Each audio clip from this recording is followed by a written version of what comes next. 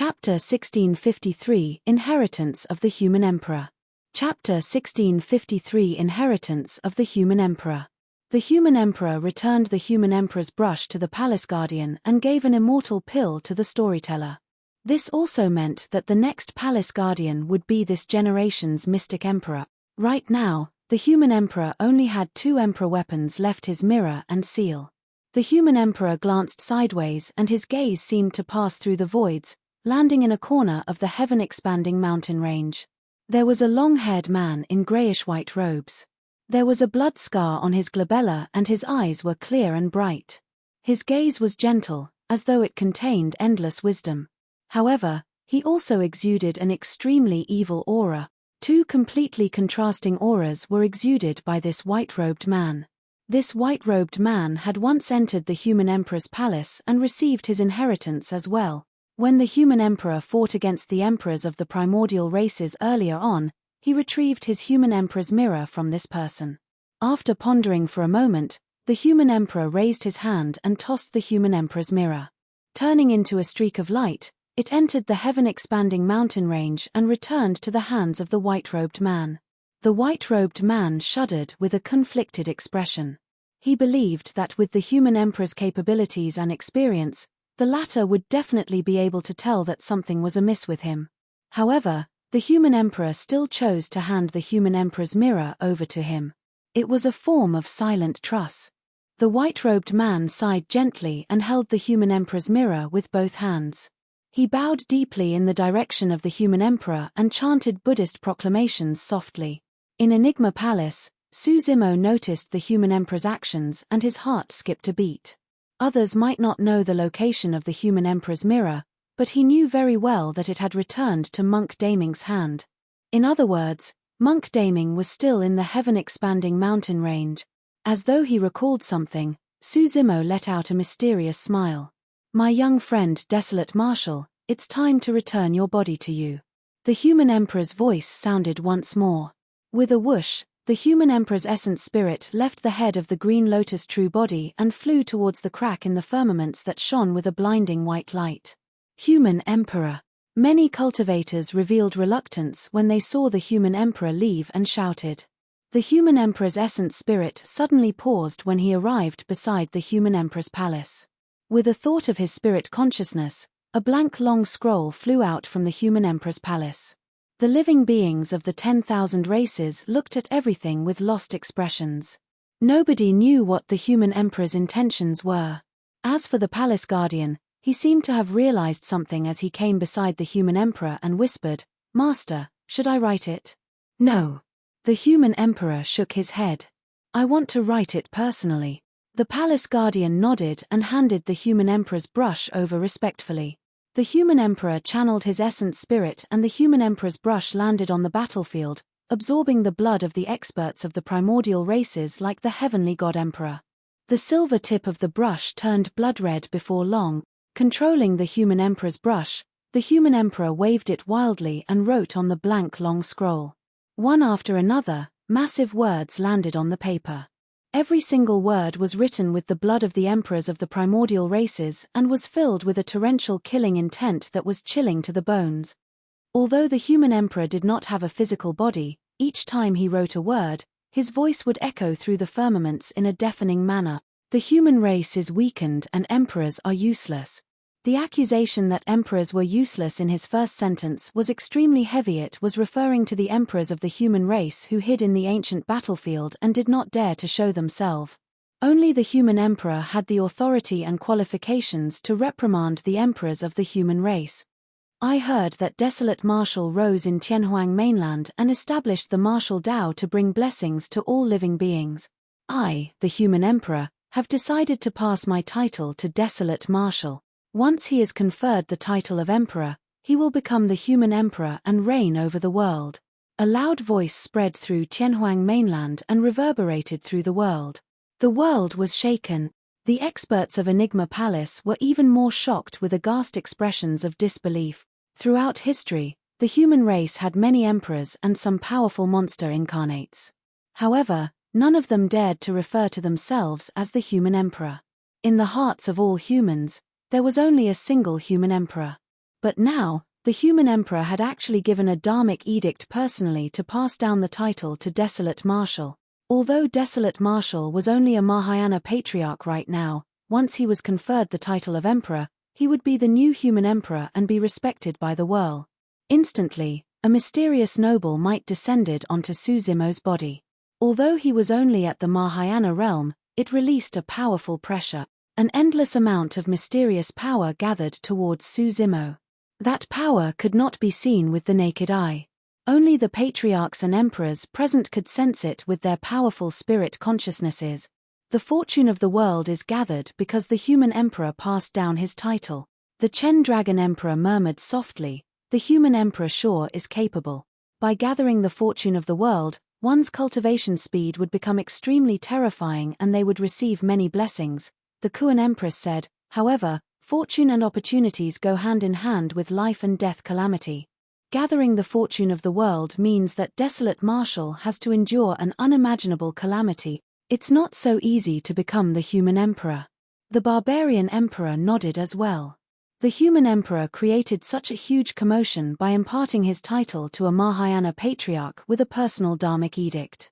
This will definitely incur the jealousy of other patriarchs and even emperors of the human race. Pausing for a moment, he grinned. We don't know if the human emperor's actions will bring about blessings or calamities for Desolate Marshal. Hee.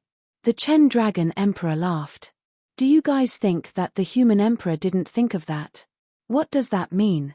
The barbarian emperor and Kuan Empress asked. The Chen Dragon Emperor said, the reason why the human emperor passed down his title was to let the world and the emperors of the human race see it. The position of the human emperor is just an empty title. It doesn't matter whether Desolate Marshal will be conferred the title of the human emperor in the future. The human emperor's intention is to gather the fortune of the world for Desolate Marshal so that he can endure the calamity. In fact, he wants Desolate Marshal to be put tempered because of the emperors of the human race. That's the human emperor's true intention. The barbarian emperor and Kuan Empress's hearts skipped a beat. In midair, the dharmic edict of the human emperor shone with an endless bloodlight and a chilling killing intent. Every single word was extremely clear and emitted a terrifying aura. The human emperor's spirit consciousness moved and the gigantic human emperor's seal landed at the end of the dharmic edict, leaving a mark. My young friend Desolate Marshal, I'll leave this dharmic edict and human emperor's seal for you. The human emperor rolled up the dharmic edict and threw it to Suzimo along with the human emperor's seal. He then roared in laughter and turned to leave. My young friend Desolate Marshal, I'll be waiting for you in the upper world. The human emperor's voice sounded. I hope that we'll meet again in the upper world. At that time, let's fight side by side. The human emperor's essence spirit entered the crack that shone with a blinding light and vanished. The human emperor's dharmic edict and human emperor's seal descended as well. Suzimo received them. At that moment, the world shook. The endless fortune of the 8 desolates gathered towards Suzimo wildly and even materialized into streams of dragon chi. Dragon roars sounded repeatedly and the might of the Emperor Dao spread. That was a fortune that only the human emperor could endure. However, Suzimo was unyielding. Wielding the human emperor's dharmic edict in his left hand and the human emperor's seal in his right, his gaze was cold and unparalleled. All the living beings of the 10,000 races lowered their heads and no one dared to meet his gaze. Chapter 1654 Arrival of the Prime Body. Chapter 1654 Arrival of the Prime Body.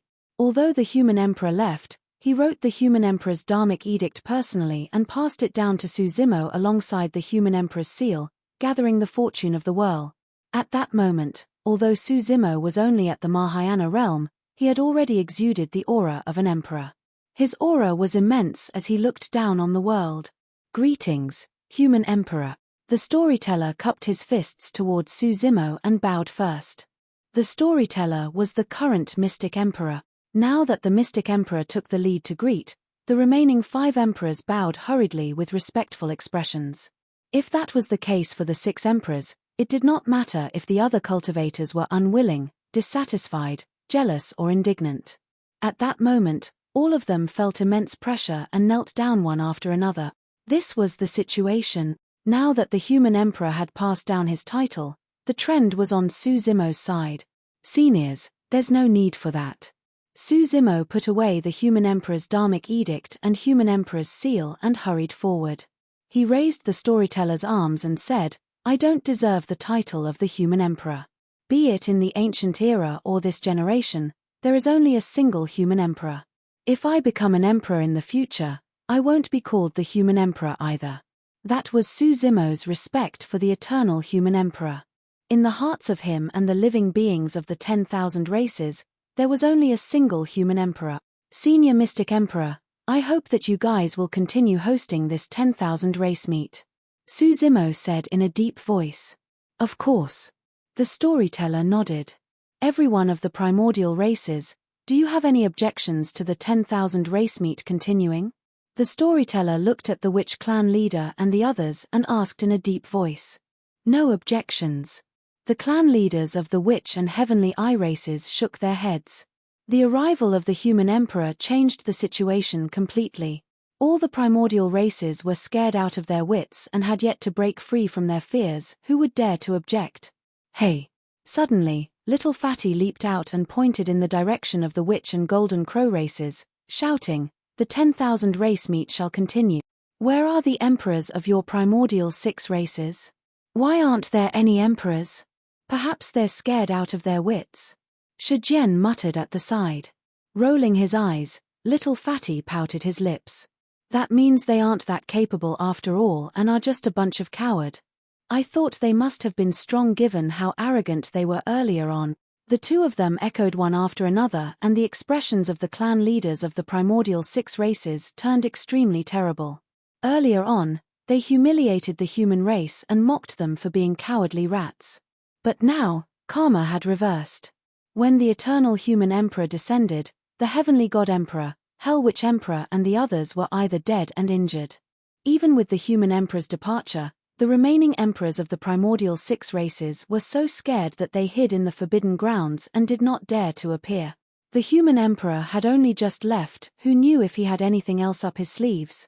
The arrival of the human emperor this time round dealt serious damage to the primordial 6 races. Apart from the few emperors who died on the surface, more than that, it was an invisible intimidation. The god clan leader coughed gently. As the clan leaders of the primordial races, we can make complete decisions at the 10,000 race meet. Right. The witch clan leader and the others nodded hurriedly as well. The storyteller glanced at the god clan leader indifferently. The 10,000 race meet can continue, but the god race won't be included. The god clan leader's expression changed. The storyteller said, "Once the 10,000 races are done with our discussion, we'll decide on the matter of the god race." The god clan leader did not dare to refute. Chen Dragon Emperor, Barbarian Emperor, Kuan Empress, what do you guys think? The storyteller turned and looked at the Chen Dragon Emperor and the other two before asking. His attitude was clearly mellower. It was especially so for the Chen Dragon Emperor, whom the storyteller bore immense respect. If not for the Chen Dragon Emperor, the Heavenly God Emperor and the others would have attacked without any reservations at the 10,000 race meet this time round. But now that the Hell Witch and Golden Crow Fire Emperors were severely injured and had to escape, although the Chen Dragon Emperor was old, he was also the strongest emperor in Tianhuang mainland. I've got no objections. The Chen Dragon Emperor nodded. The storyteller looked at the few demon emperors and living beings of the 10,000 races at the side and said in a deep voice, "Since that's the case, the 10,000 race meet shall continue." Although the human emperor had descended, the strength of the human race in this generation was still far inferior compared to the primordial races. If he pushed the primordial races too far, it would only backfire. Right now, the human race could not fight against the primordial races. The storyteller still made the suggestion of coexisting with the 10,000 races. Apart from the god race, the territory of the primordial 8 races could be expanded. The beings of the primordial races no longer had to live ignobly and could roam Tianhuang mainland freely. However, they could not kill the living beings of the 10,000 races wantonly. The 10,000 races had to coexist on Tianhuang mainland in a peaceful manner. Although killing and fighting could happen, They could not kill wantonly or bully and enslave the weaker races for no reason. The Chen Dragon Emperor, Barbarian Emperor, and Kuan Empress were satisfied with this suggestion as well. The remaining 5 primordial races had even less objections. Following that was the gathering of the 10,000 races to discuss how to divide the territories. This was an extremely detailed, complicated and massive project that would take days and nights to finalize. Su Zimo was not interested in such things. At that moment, his eyes were closed and he was already roaming with his essence spirit. Heaven-expanding mountain range. A purple-robed cultivator arrived. The cultivator's face was shrouded by a layer of fog and his features could not be seen clearly. However, he exuded an aura as though he was a lord that looked down on the world and was unstoppable. The martial Dao Prime Body had descended. The martial Dao Prime Body surveyed the surroundings and sensed for a moment before walking in a direction at an unhurried speed. However, in the blink of an eye, the martial Dao Prime Body crossed the entire heaven-expanding mountain range and arrived at an inconspicuous corner at the outer perimeter of the mountain range. The surroundings were lush with vegetation and ancient trees with luxuriant leaves. The martial Dao Prime Body descended and retracted his aura, as though he had already fused into the world. It was as though he was the wind of this world and the vegetation around him.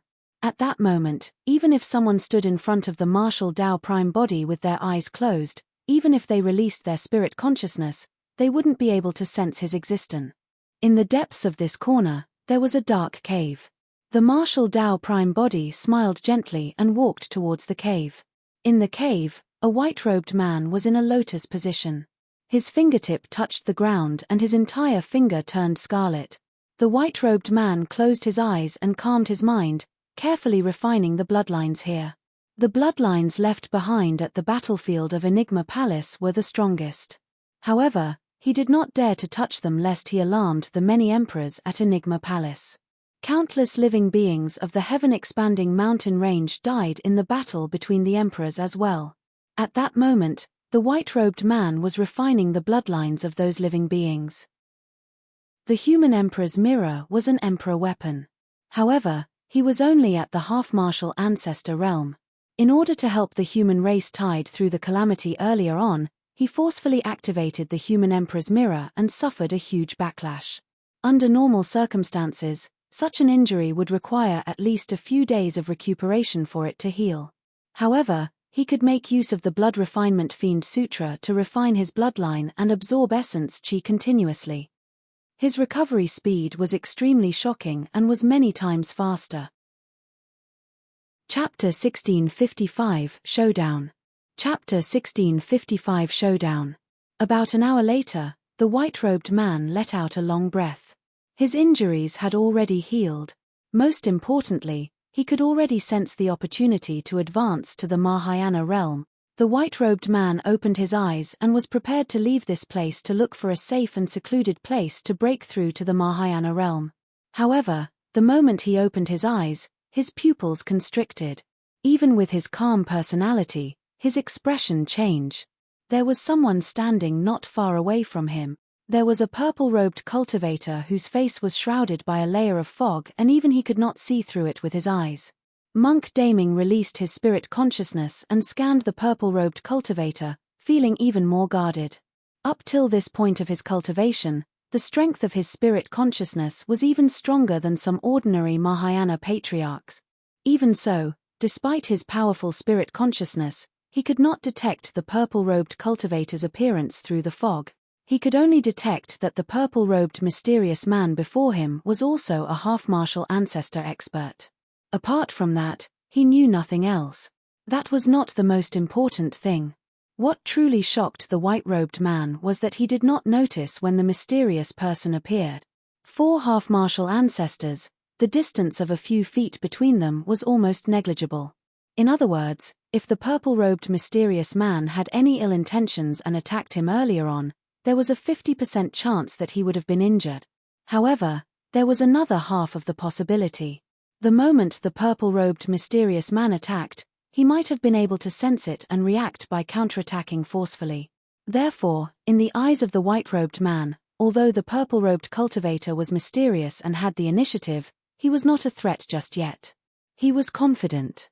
At the half-martial ancestor realm, nobody was a match for him. How long have you been here? The white-robed man composed himself swiftly and rose, asking indifferently. Less than an hour. The purple-robed mysterious man, the martial Tao prime body, replied. The voice of the martial Tao prime body was intentionally altered as well. You came to look for me? The white-robed man asked again. Yes. The martial Tao prime body said. The white-robed man narrowed his eyes and a crack appeared on the vertical eye on his glabella, emitting a powerful might he wanted to see through the fog on the face of the martial Tao prime body. However, he still found nothing after staring for a while. The white-robed man tried his best to recall but could not find any information that matched the mysterious person before him. He believed that he had never seen this person before.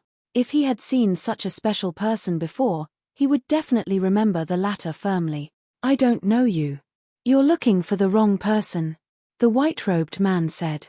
The martial Tao prime body smiled gently. It's fine if you don't know me. I know you. Oh. The white-robed man smiled as well and asked, You know who I am? Monk Daming. The martial Tao prime body said slowly. Although the white-robed man was expressionless when he heard that, his heart stirred. The white-robed man was Monk Daming. He was careful in his actions after returning from this generation and planned everything carefully such that no one knew his true identity. In fact, nobody had even seen him before. Even if anyone saw him, they would not recognize him. That was because he was someone who should have died 40,000 years ago. However, Monk Daming had not expected that the mysterious person before him would expose his identity with a single sentence. Why are you looking for me? Monk Daming asked instead as a silent acknowledgement of his identity. To kill you. The moment the martial Tao prime body said that, the temperature in the cave dipped. Monk Daming smiled gently and was not vexed in the slightest. He asked again, Since you arrived long ago and you want to kill me, why didn't you do it earlier on? I was waiting for you to recover. The martial Tao prime body said, You're injured. I won't feel anything if I kill you that way.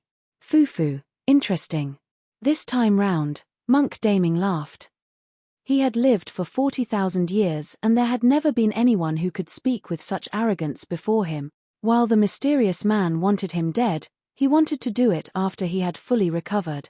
Monk Daming said coldly, When you didn't attack while I was injured, you had already lost your final chance. Before his sentence was finished, Monk Daming chanted Sanskrit. Om. Ma. Ni. Pa. Mi. Hom. It was the ultimate skill of Daming Monastery, the Daming mantra. At the same time, Monk Daming's palm conjured hand seals repeatedly. Coupled with the 6 words of the Daming mantra, he released 6 incomparably powerful dharmic seals: Fiend Suppression Seal, Demon Subduing Seal, Immortal Trap Seal, Immovable Foundation Seal, Great Vaja Wheel Seal and the Great Mount Meru Seal. The 6 dharmic seals descended with terrifying might and enveloped the martial Tao prime body. The martial Tao prime body did not make any motions and strode forward. He extended his palm and clenched it into a fist, punching towards the 6 dharmic seals at the front. Break. At the same time, the martial Tao prime body shouted. His voice was like thunder and exploded. Although it was only a single word, it suppressed the sound of the 6 words of the Daming mantra. Boom. The fist of the martial Tao prime body collided with the 6 dharmic seals and let out a loud bang, collapsing them instantly. Monk Daming's gaze froze. The mysterious person did not release any dharmic arts or even circulate his blood chi. He merely punched with his body and destroyed the Daming dharmic seals. This mysterious person was extremely strong. However, Monk Daming had a fearless expression. He believed that he was invincible among half-martial ancestors. It was rare for him to meet such an opponent. Monk Daming's eyes burned with fighting spirit as he charged towards the martial Tao prime body in a flash. In the blink of an eye, the two of them were inches apart. Monk Daming was prepared to fight the martial Tao prime body in melee combat. Develop a mind that abides nowhere. He murmured softly and released Diamond Monastery's secret skill right away. Dong. Monk Daming's chest thumped with a dull thud, as though an ancient divine being was beating a gigantic drum.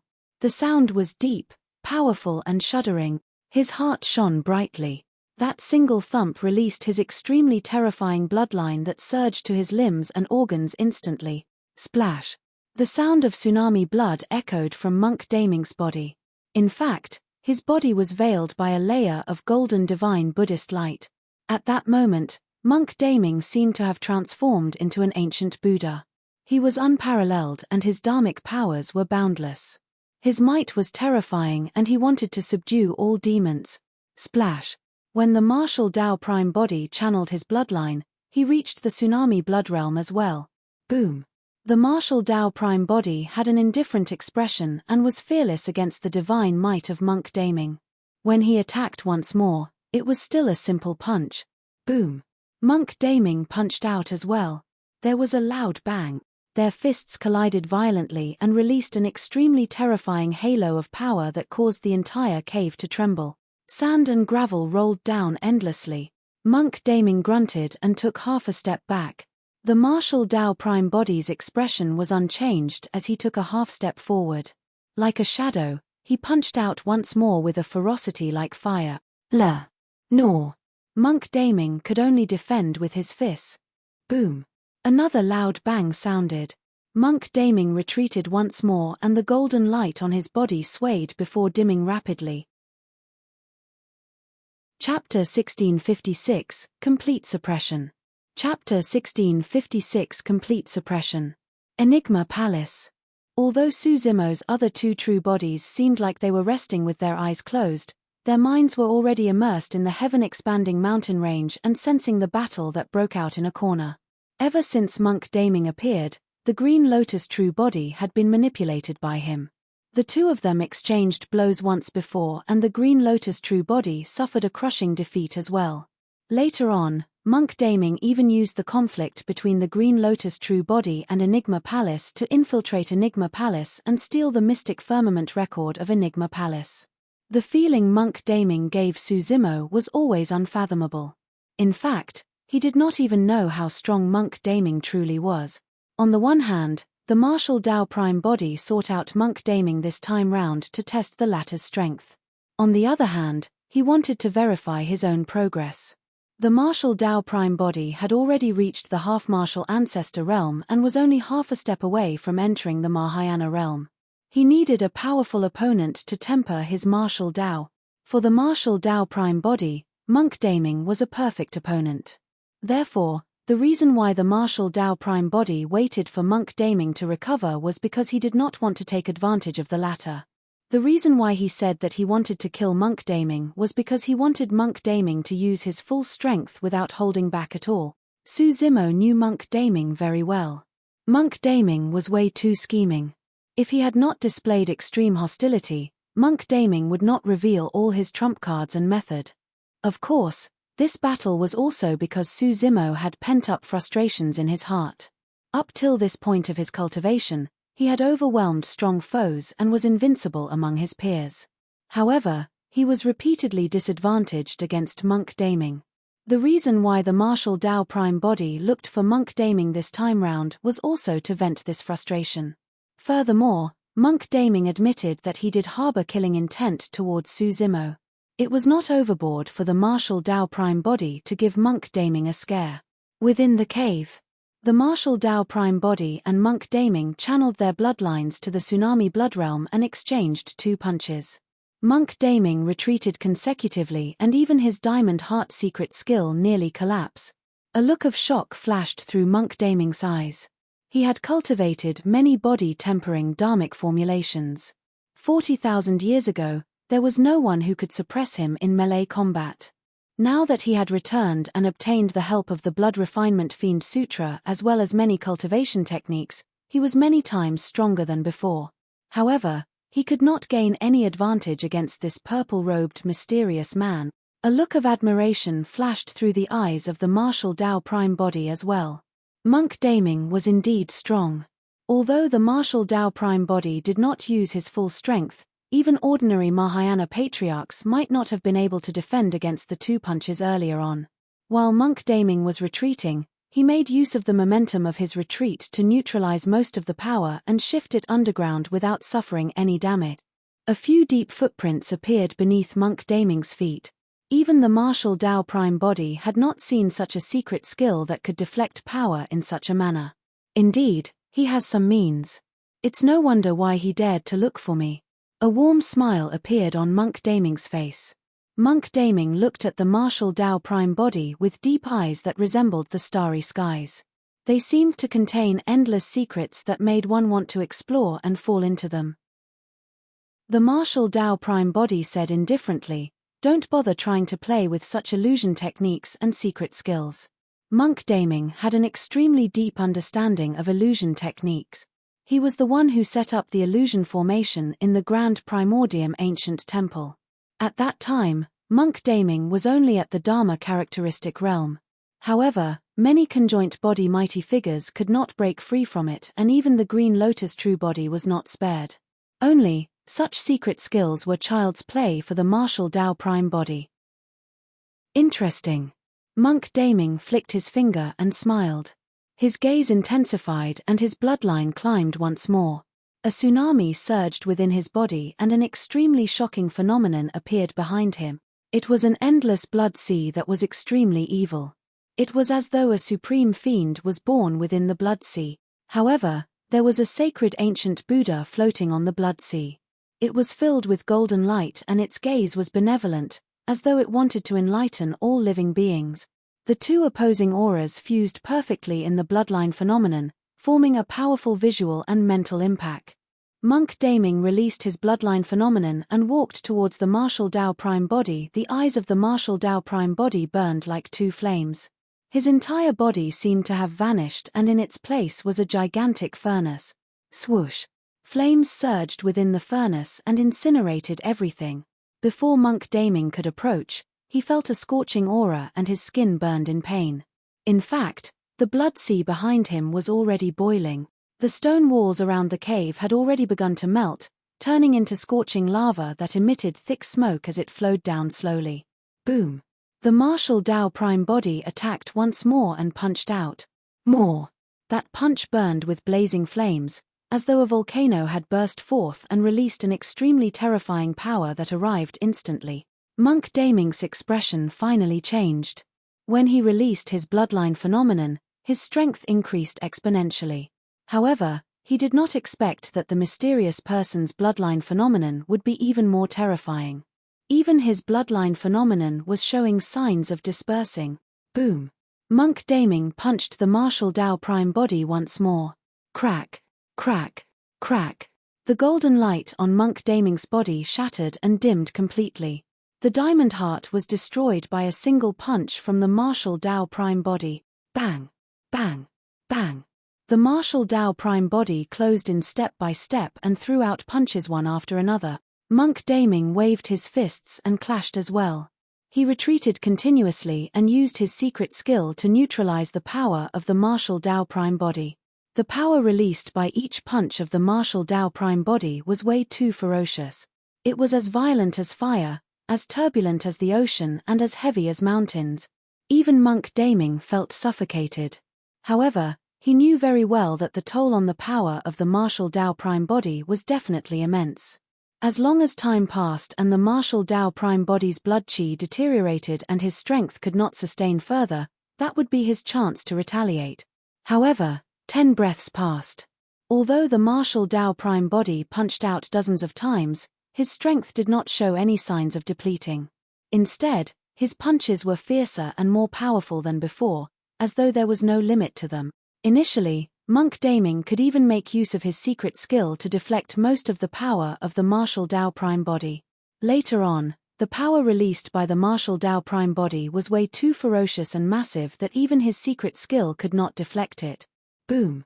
Another loud bang sounded. The bloodline phenomenon behind Monk Daming was shattered by the fist of the martial Tao prime body and the martial Tao furnace. Swoosh! Monk Daming's figure flashed and he no longer fought the martial Tao prime body head-on. He strode with mysterious steps and circled around the latter. This was a footwork from the mystic firmament record, created by Fairy Ling Long and was naturally extremely mysterious. A few consecutive punches from the martial Tao prime body missed completely. The martial Tao prime body closed his eyes and shut down his 5 senses. With his powerful spirit perception, he sensed Monk Daming's location and landing spot and attacked once more. This time round, Monk Daming had nowhere to run. Monk Daming condensed a secret skill and released more than 1,000 palm shadows with both hands, colliding with the martial Tao prime body's punch. Boom! The Dharmic art dissipated. The fist of the martial Tao prime body did not stop and flew towards Monk Daming's head. Suddenly, a gigantic ancient temple descended in front of Monk Daming. Boom! The fist of the martial Tao prime body struck the ancient temple heavily. The ancient temple trembled and dust fell endlessly with a creaking sound. Chapter 1657, Blood Refinement Fiend Saber. Chapter 1657, Blood Refinement Fiend Saber. Although the fight between both parties was short, an extremely terrifying power burst forth with each collision. If ordinary Mahayana patriarchs descended, even they would be shocked by that power. Right from the beginning, the martial Tao prime body had maintained an absolute suppression of Monk Daming. Monk Daming cultivated many complicated cultivation techniques and dharmic formulations that were top secret skills of the super sects. However, when those dharmic arts were released, they were shattered by the fist of the martial Tao prime body. He could break all dharmic arts with brute force. The body of the martial Tao prime body was a martial Tao furnace that was tempered with the martial spirit fire all year round, smelting all dharmic arts, nurturing 100 sutras, tempering his tendons, bones, and bloodline. It was incomparably strong. Monk Daming could not hold on any longer and summoned his destiny dharmic weapon, the Grand Primordium Ancient Temple, right away. His Grand Primordium Ancient Temple had a powerful origin and was most likely a treasure that fell from the upper world. Even the dharmic treasures used by Mahayana patriarchs could not penetrate it. However, the punch from the martial Tao prime body caused the Grand Primordium Ancient Temple to tremble violently. Take out your dharmic weapon. Monk Daming controlled the Grand Primordium Ancient Temple with one hand and the human emperor's mirror with the other as he said sternly. Ha ha. The martial Tao prime body roared in laughter. I don't have dharmic weapons. My physical fist is my dharmic weapon. Before his laughter ended, the martial Tao prime body strode forward and threw another punch towards Monk Daming's head. Monk Daming fought using the Grand Primordium Ancient Temple. Boom! There was a loud bang. At the same time, Monk Daming channeled the human emperor's mirror in his hands and released a divine light that charged towards the martial Tao prime body. Although the human emperor's mirror was the strongest in defense, it could also release powerful attacks. Furthermore, the human emperor's mirror had just left the hands of the eternal human emperor and there was a hint of the might of an emperor still on it. The divine light penetrated the void and descended before the martial Tao prime body instantly. Dong! The martial Tao prime body did not have time to dodge and was struck on the chest by the divine light with a dull thud. It was as though the attack had struck a furnace. The martial Tao prime body's expression was unchanged. Although his robes were torn when he was struck by the human emperor's mirror, there were no injuries on his chest. Monk Daming's gaze froze. He could vaguely see through the chest of the martial Tao prime body that the latter's body contained an endless brilliance of runes, as though flames were burning. It was hard to imagine what sort of Tao and dharmic arts were condensed in his body such that even the human emperor's mirror could not hurt him. The most shocking thing for Monk Daming was that up till this point of the battle, he could not see the background of this person. This person's cultivation technique did not seem to belong to the Immortal, Buddhist, and Fiend sects. However, it was extremely terrifying. Furthermore, he could tell that the mysterious person was not trying to hit his cultivation technique background intentionally. This person merely punched back and forth without much variation. However, every single punch contained countless Tao techniques, possessed terrifying might and ferocious aura. The powerful will contained in every single punch even affected his mental state. Every single punch that rained down brought forth immense pressure for Monk Daming. Monk Daming released his trump cards continuously and his strength increased. However, what made him feel powerless was that the mysterious person's power was rising as well, as though it was limitless. Even he could not escape even if he wanted to. In the battle, There were many times when he wanted to leave and flee far away. However, he was blocked by the purple-robed mysterious man each time. That person's movement technique was shockingly fast as well. This was the first time he felt troubled since he started cultivating. Even when he faced that great enemy 40,000 years ago, he did not feel this way. The punches of the martial Tao prime body intensified. Monk Daming retreated continuously. In the end, he did not even have room to dodge. Just who in the world are you?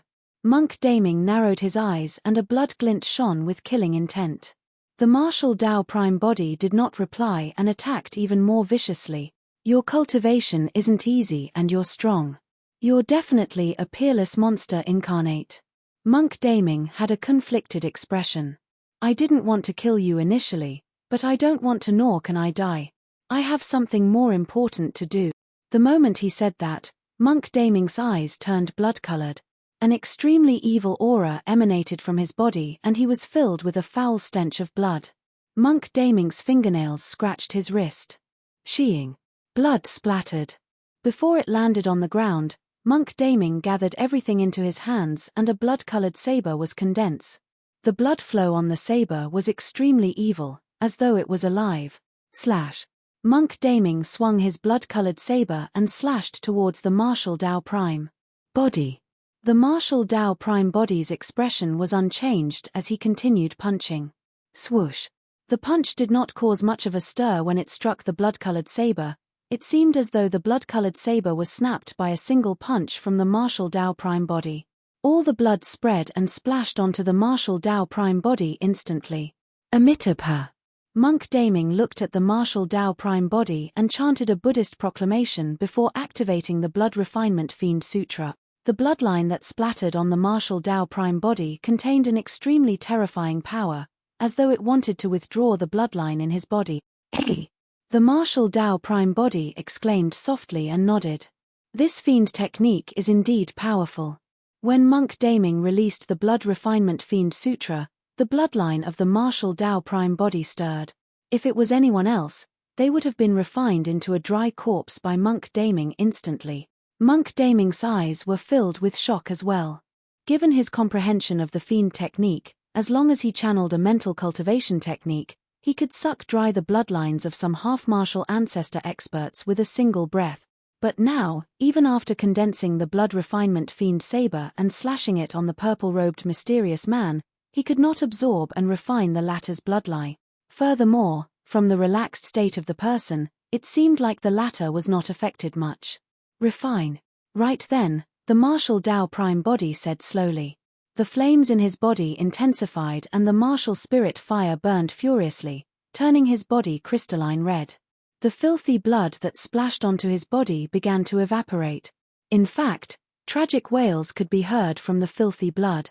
Countless ghostly figures struggled around the martial Tao prime body but they could not break free no matter what. In the blink of an eye, they were refined into nothingness.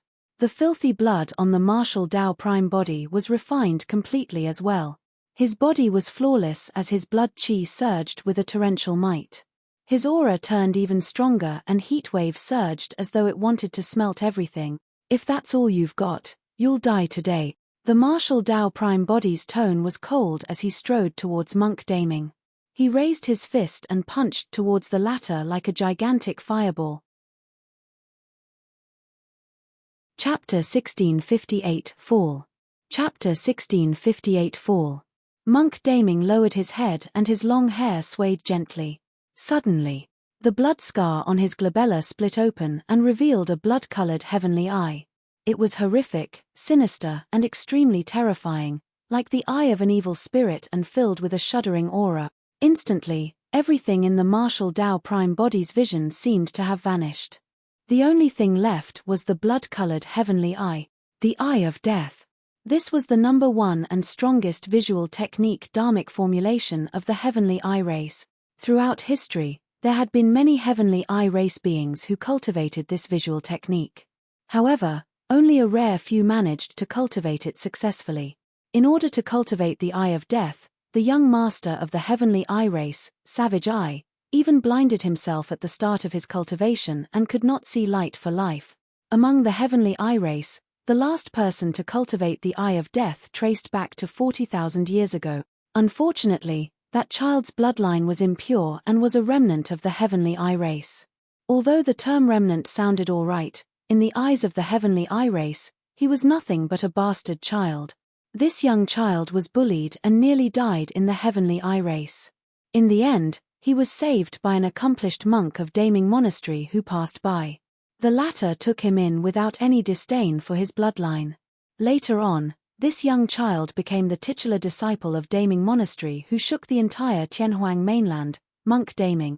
The expression of the martial Dao prime body beneath the fog finally turned grim.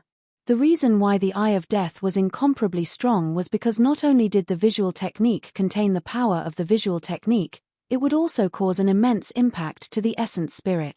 An ordinary visual technique was equivalent to a dharmic art. This visual technique was a fusion of dharmic arts and essence spirit secret skills. However, even the Eye of Death could not threaten the martial Dao prime body. What truly shocked the martial Dao prime body was that although Monk Daming's visual technique used the Eye of Death as a foundation, it was in fact superior to the Eye of Death. There was another power in that visual technique.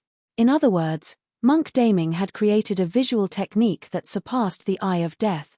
Two blazing flames burst forth from the eyes of the martial Dao prime body and charged towards the visual technique. This visual technique was born from the Illumination Dragon Eye. The martial Dao prime body refined many visual techniques to transform and refine this visual technique, allowing it to push the power of fire to its limit. Boom! The two visual techniques burst forth and collided instantly. Against the Eye of Death, the two flames released by the eyes of the martial Dao prime body dimmed and extinguished before long. Monk Daming's Eye of Death was way too terrifying. The moment the martial Dao prime body released his visual technique, he realized that it would be difficult for his visual technique to go against the Eye of Death. Therefore, the martial Dao prime body blocked with his hands right away. At the same time, the martial spirit fire appeared in the consciousness of the martial Dao prime body and shielded his essence spirit. Bang! The beam of the Eye of Death landed on the palms of the martial Dao prime body. The skin on the martial Dao prime body's palms began to corrode instantly. However, his blood chi surged and he suppressed the power of the Eye of Death tightly, preventing his injuries from expanding.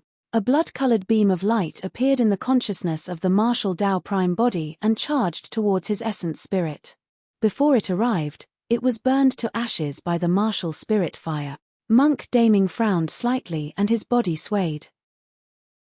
The blood scar on his glabella closed once more.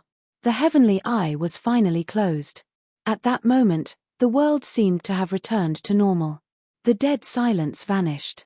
Life force returned. Even if ordinary essence spirit secret skills merely made contact with the martial spirit fire, the cultivator's essence spirit would be severely injured. However, Monk Daming managed to defend with just a mere slight shift in expression. So that visual technique is your trump card, right? It's indeed very strong. The martial Dao prime body nodded slightly and praised from the bottom of his heart. Back in the Grand Primordium ancient temple, the Green Lotus true body released an essence spirit secret skill and the Green Lotus sword slashed into Monk Daming's glabella without dealing any damage. It was clear how terrifying that heavenly eye were. Monk Daming was expressionless. Are you mocking me? No. The martial Dao prime body opened his palm. Although his palm was a little rotten, the injury on his palm had healed rapidly in that short period of time due to the surge of his powerful blood chi. Up till this point of my cultivation, I've never been injured. The martial Dao prime body said, you should feel proud that your visual technique can hurt me. Monk Daming smiled bitterly. Although it was a statement praising him, there was an indescribable confidence and boldness in it. Monk Daming felt a little bitter. Up till this point of his cultivation, he had only lost once 40,000 years ago. That failure was the greatest humiliation of his life. However, even for that battle 40,000 years ago, the outcome of the battle was only decided at the end and it was a tragic victory for the other party as well. When Monk Daming returned this time round, he was much stronger than he was 40,000 years ago. To think that he would come across such a mysterious monster incarnate. Furthermore, His defeat this time round was even worse. "You're not from Tianhuang mainland?" Monk Daming's heart skipped a beat as he suddenly asked. He knew some secrets. In this vast world, there were many worlds like Tianhuang mainland. The cultivation techniques of this monster incarnate were special and no legacies could be seen. There was a high chance that this person was from another world. "I'm from Tianhuang mainland," the martial Tao prime body said. "However, I've never seen anyone as capable as you." Monk Daming frowned slightly. The martial Tao prime body smiled and did not say anything, walking towards Monk Daming. "Are you going to kill me?" Monk Daming's expression was calm. He had long seen through life and death. He should have died 40,000 years ago. The only thing he could not let go was something else. "You're very strong," Monk Daming said, "however, you're not strong enough. As a mere half-martial ancestor, slightly stronger patriarchs are enough to suppress you. Furthermore, there's an even more terrifying existence in Tianhuang mainland. You must be careful and not let him notice you." Tao Lord Blood Fiend from 40,000 years ago, the martial Tao prime body asked instead. Monk Daming narrowed his eyes slightly and did not reply directly. "You sure know a lot of secrets. However, things are much more complicated and terrifying than you can imagine." The martial Tao prime body smiled and arrived before Monk Daming, extending his palm. Monk Daming sighed internally and closed his eyes. Immediately, Monk Daming felt his waist lighten, as though his storage bag had been removed.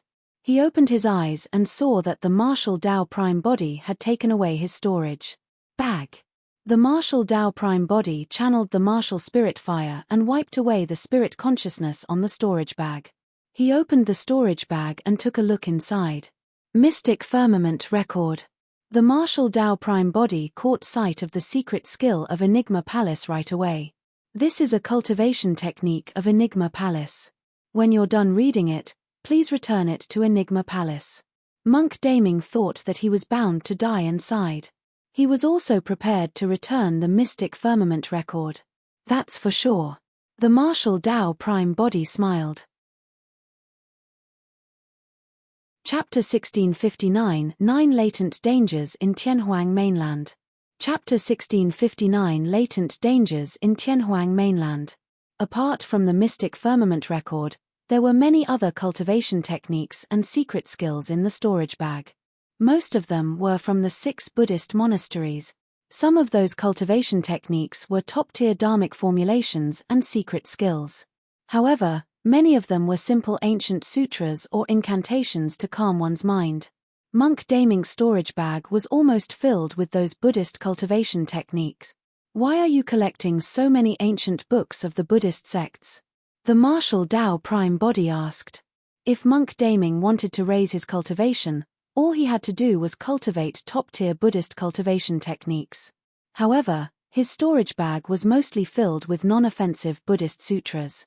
Those Buddhist sutras were used to impart teachings to some monks of the mortal world. Although the martial Tao prime body smelted all dharmic arts, those sutras were way too inferior for him and he would not spend any effort reading them. Given Monk Daming's frightening intelligence, there was no way he would do something so meaningless. Monk Daming remained silent when he heard the question of the martial Tao prime body.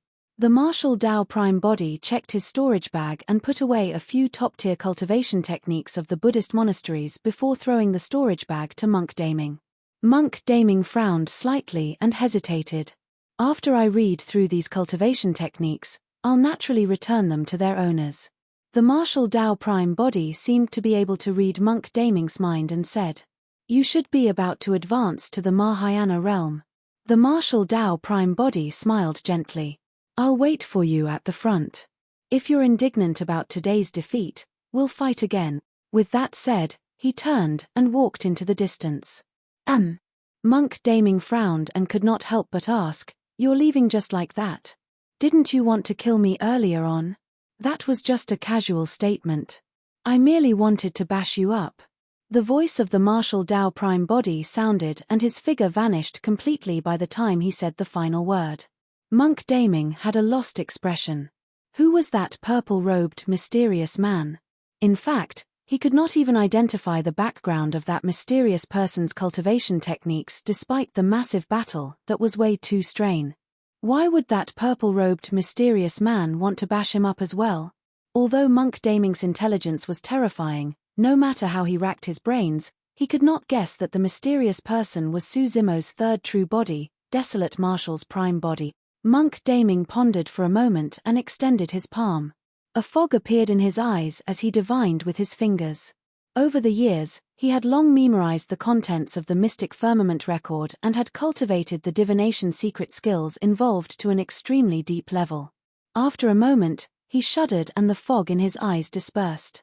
In fact, there were even streams of blood that appeared. He could not divine it at all. Not only that, he even suffered quite a backlash. It was lucky that he interrupted the divination in time. Otherwise, his eyes might have gone blind. Even the storyteller could not divine the origin and fate of the Marshall Dao prime bodies. Monk Daming's skills were even lesser. Monk Daming took a deep breath and composed himself, murmuring, "Once I advance to the Mahayana realm, I'll naturally fight you again if I have the chance." Enigma Palace. Su Zimo retracted his mind and no longer paid attention to the Marshall Dao prime body. Indeed, Monk Daming had many trump cards and was scarier than he had imagined. However, he was suppressed mercilessly when he encountered the Marshall Dao prime body. All his schemes and ploys could not withstand a single blow against absolute strength. The 10,000 race meet of Enigma Palace was still ongoing. Time slowly passed. The event lasted for an entire 7 days before coming to an end. The outcome of the 10,000 race meet was decided as well. The territory of the primordial 8 races could expand by a multiplier of 10, however, they could not kill all humans and living beings in this expanded territory that was 10 times larger at will. The primordial 8 races had to give the living beings a chance to stay far away or to relocate. Experts of the primordial races could leave their forbidden grounds and no longer have to live ignobly. However, they could not injure anyone casually upon entering the territory of another race. From now on, the 10,000 races will coexist in Tianhuang mainland. Over the past few days, some news spread to Enigma Palace as well. The 3 supersects of Heavenly Dipper Sect, Malevolent Earth Sect and Penglai Island were infiltrated by a mysterious person who wiped away all the cultivation techniques and secret skills in their library.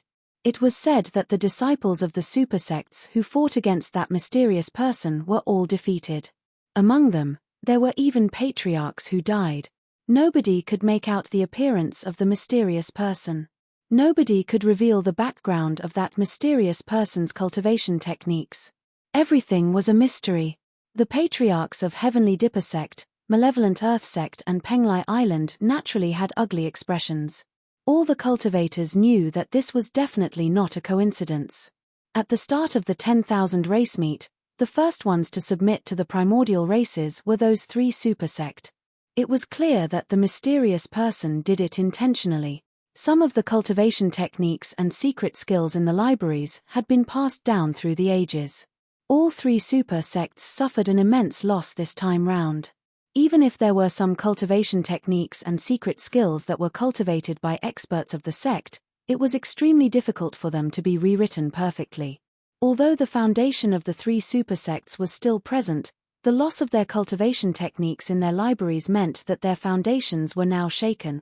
"Don't let me know who you are," the Malevolent Earth Sect Patriarch said hatefully, "otherwise, I'll definitely tear you to pieces." "Foo-foo." Su Zimo sneered coldly and mocked, "You're fiendish to human cultivators but submissive to the primordial races. How capable." The Malevolent Earth Sect Patriarch narrowed his eyes and looked at Su Zimo with an unfriendly expression. "Why? You want to attack?" Su Zimo swept his gaze with a murderous intent. The Malevolent Earth Sect Patriarch turned his head slightly and avoided Su Zimo's sharp gaze without saying anything.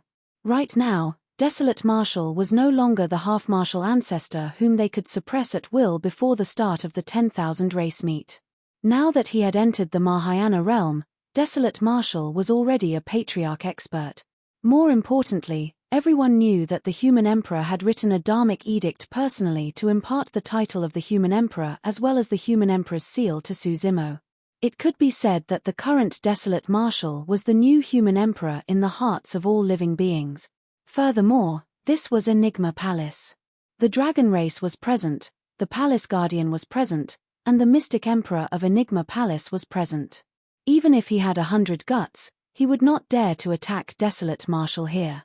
Some Mahayana patriarchs exchanged glances without saying anything and had a tacit understanding. Once desolate marshal entered the Mahayana realm, he would definitely head to the ancient battlefield. There would be many experts interested in desolate marshal in the ancient battlefield. At that moment, Su Zimo looked at the crack in the firmaments with a worried expression. The crack was left behind by the human emperor's descent into Tianhuang mainland. Although the human emperor had left, cracks had already appeared on Tianhuang mainland. There were imperfections in heaven and earth and the laws were in chaos. Nobody knew what impact that would have.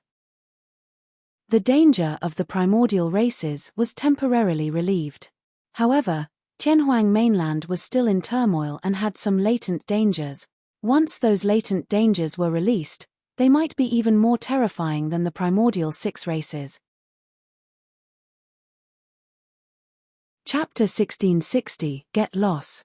Chapter 1660, Get Loss. Brother Su, what are you worried about? Lin Xuanji asked. Now that the storyteller was fine, Lin Xuanji was in a great mood and relaxed completely. Nothing much. Su Zimo replied casually. Lin Xuanji smiled. Don't worry, after today, Tianhuang mainland will welcome a long period of peace where the 10,000 races coexist without interfering with one another. The 2 emperors, the Hell Witch and Golden Crow, were severely injured by senior human emperor. It'll probably take them at least 1,000 years to recover. Even if the 2 emperors recover 1,000 years later, there's still senior Chen Dragon Emperor. Su Zimo nodded. The Chen Dragon Emperor had 10,000 years of lifespan remaining at least. In other words, in that 10,000 years, all the primordial races would be wary and would not dare to wage a war casually. However, Su Zimo was worried about something else. Now that I think about it, it's been 10,000 years since the catastrophe. He murmured softly. There were still some powerful existences in Tianhuang mainland that he did not dare to make contact with. Furthermore, none of those experts appeared at the 10,000 race meet. The powerful existence that severely injured Long ran beneath the 1,000-year blood sea in Thousand Demon Valley. In fact, Long ran was nearly killed before he could even see what was in the depths of the blood sea. There was someone else. It was the Saber Emperor, Hermit. Although Su Zimo was saved by Hermit, he still felt that there was something strange about the latter. What was even stranger was that the powerful existence in the 1,000-year blood sea back in Thousand Demon Valley had once saved him as well. Why? Apart from that latent danger, there was also the crack in the firmaments. That was something that the human emperor told Su Zimo in private. Su Zimo had no intention of revealing it to the masses. Imperfections within heaven and earth and the laws were in chaos. Nobody knew what the impact of that would be. If he said it now, it would only bring about unnecessary fear. No matter what, he had to let the strength of the human race grow as soon as possible. At that thought, Su Zimo rose. He stood out before the major sects and factions who were about to leave now that the event had ended. Everyone, please hold on, Su Zimo declared. All the cultivators of the major sects and factions turned around and looked at Su Zimo. In Su Zimo's palm was a black and crystalline fruit that emitted a rich malevolent aura. Malevolent spirit fruit. Many experts exclaimed and recognized the fruit right away. Earlier on, when Su Zimo was attempting to break through to the Mahayana realm and undergo the divine power tribulation, he consumed a malevolent spirit fruit. The gazes of the half-martial ancestor experts of the major sects and factions turned fervent when they saw the fruit. Senior Desolate Marshal, are you auctioning this malevolent spirit fruit? The Valley Master of Snowdrift Valley asked respectfully. If it's an auction, I'm willing to offer treasures, cultivation techniques or secret skills in exchange for it, Senior Desolate Marshal. Although Su Zimo was young, he was already a senior to half-martial ancestor experts. I'll use a dharmic treasure to exchange for it. A half-martial ancestor of Heavenly Dipper sect hurriedly said, I once obtained a dharmic treasure in an ancient ruin and was prepared to use it for myself. However, I can bear the loss today and use that dharmic treasure in exchange for this malevolent spirit fruit. At the half-martial ancestor or patriarch level, any item taken out was a priceless treasure. Most of them could only be exchanged with other items. As he said that, the half-martial ancestor of Heavenly Dipper sect took out a jade green sword from his storage bag. Although the sword looked extremely ancient, the moment it was taken out, a cold glint shone from its body like a water ripple. It was extremely sharp. It was indeed an extraordinary dharmic treasure. I can use a lesser divine power in exchange for the malevolent spirit fruit. A half-martial ancestor of malevolent earth sect could not help but stand out as well. I once obtained a page of beast hide. On it, there's a remnant divine power that is firmly condensed. If you get the beast hide, you'll definitely be able to comprehend the lesser divine power on it. The crowd stirred. Half-martial ancestors stood out one after another and took out many treasures, wanting to exchange for desolate Marshall's malevolent spirit fruit. The allure of the malevolent spirit fruit was way too great for half-martial ancestors. These dharmic treasures and divine powers could only be comprehended and used after entering the Mahayana realm. Everything would be over if they failed the tribulation transcendence. Suzimo's expression was indifferent as he pushed his palm down. The voices of the crowd gradually quietened down. Suzimo looked at the Valley Master of Snowdrift Valley and smiled gently, tossing over the malevolent spirit fruit in his hand. Turning into a streak of light, the malevolent spirit fruit arrived before the Valley Master of Snowdrift Valley. Senior. The Valley Master of Snowdrift Valley received the malevolent spirit fruit. She could not understand what was going on and said incoherently, "Aye. You didn't tell me what treasures you want in return, Senior. What if I didn't?" "There's no need." Suzimo waved his hand and pointed to the injuries on the Valley Master of Snowdrift Valley that had yet to heal. "The injuries on your body are worth this malevolent spirit fruit." Ah. As the Valley Master of Snowdrift Valley, she felt a sense of warmth in her heart and her eyes reddened. During the battle with the primordial races earlier on, the Valley Master of Snowdrift Valley led her disciples and fought against them. They fought with their lives on the line for the dignity of the human race. Even after a few days, the injuries on the Valley Master of Snowdrift Valley had not healed completely. If not for that malevolent spirit fruit, the chances of her surviving the divine power tribulation would be extremely slim. This malevolent spirit fruit had reignited her hope. The situation that the human race faced a few days ago was extremely treacherous. Most of the sects such as Sword Sect, Zephyr Thunder Palace, Chaos Essence Sect and the others stood by idly and did not dare to fight the primordial races head-on. As for Heavenly Dipper Sect, Malevolent Earth Sect and Penglai Island, they had already submitted to the primordial 6 races.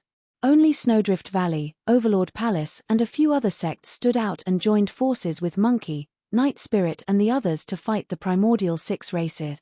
These sects suffered immense losses. In fact, the Palace Lord of Overlord Palace was already dead. Although Suzimo said nothing, he paid attention to everything. Suzimo slapped his storage bag and took out dozens of malevolent spirit fruit. Pest! The cultivators gasped. So many. Instantly, countless scorching gazes were drawn to Suzimo.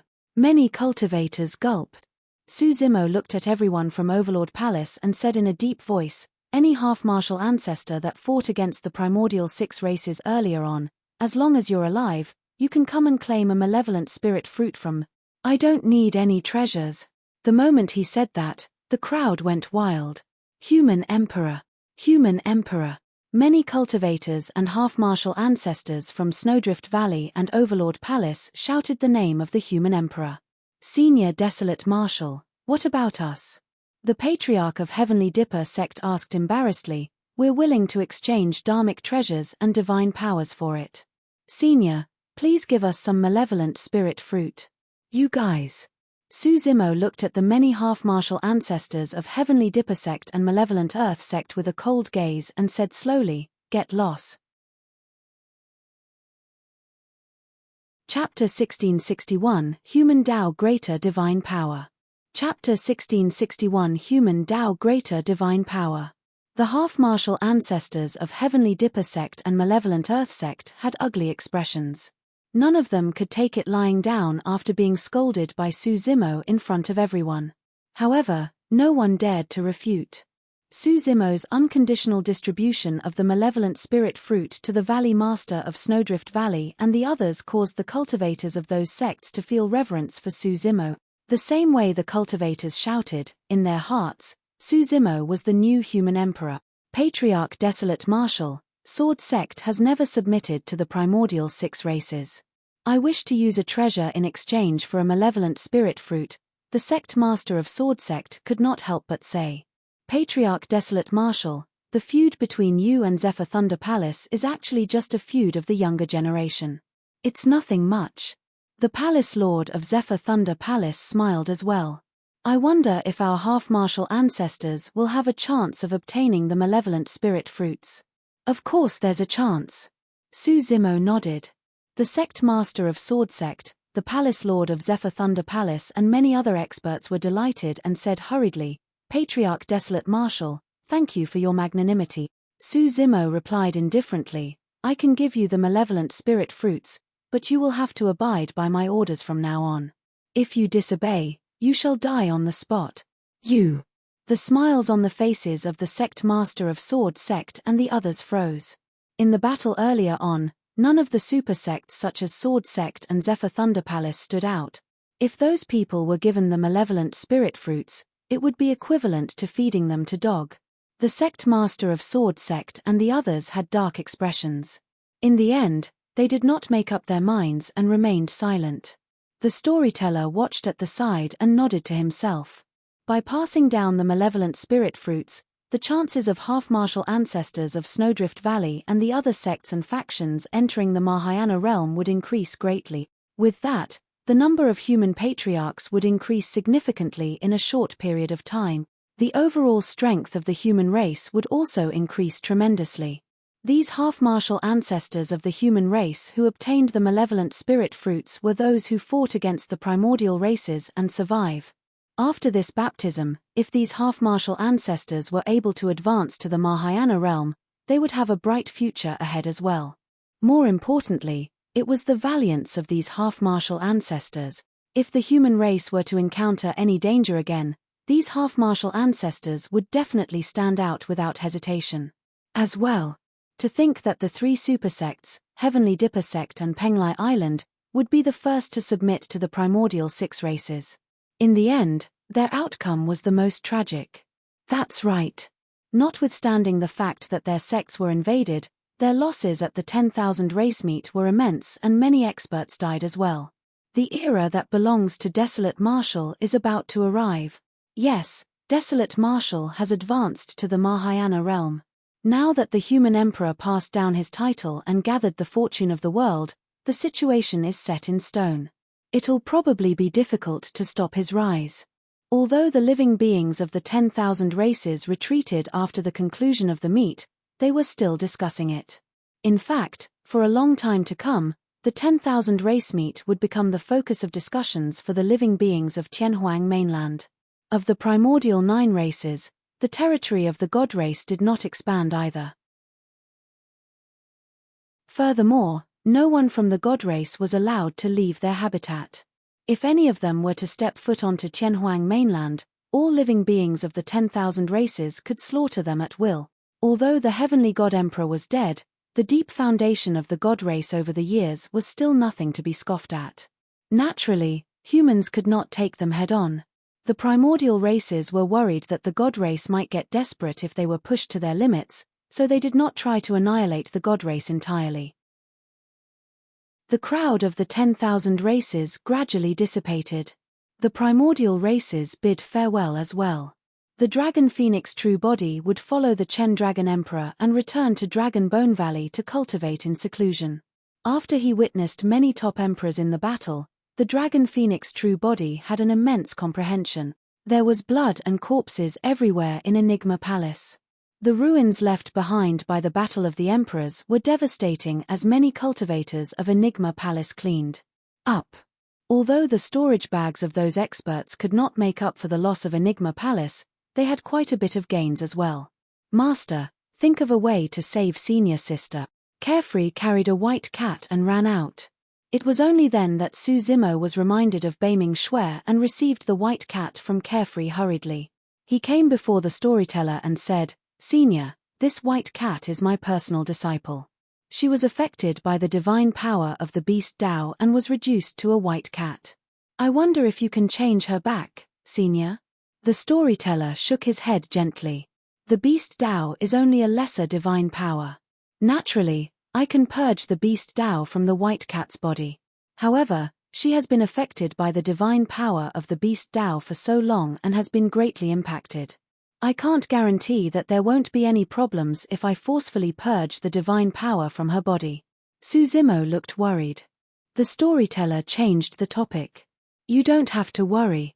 As long as you release the human Tao greater divine power, you'll be able to neutralize the beast Tao perfectly and restore your disciple to her original state.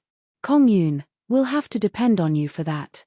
The storyteller looked at the Emperor of Diamond Monastery at the side and said with a smile. The emperor named Kong Yun clasped his palms together and chanted a Buddhist proclamation softly, "Patron Desolate Marshal, don't worry. Watch me transform this patron back." As he said that, Kong Yun channeled his essence spirit and extended his finger. A powerful divine power gathered on his fingertip and landed on the white cat in Su Zimo's embrace. Whoosh! A mysterious glow emanated from the white cat, as though it was shimmering. Right in front of everyone, the white cat gradually disappeared in the light and in its place was a charming and flawless woman. She laid in Su Zimo's embrace with an elegant beauty. It was Beiming Shui. Su Zimo sized up Beiming Shui and heaved a sigh of relief after sensing the condition of her body. Her body was fine. The beast Tao was perfectly resolved. "Master." Beiming Shui blushed and called out softly.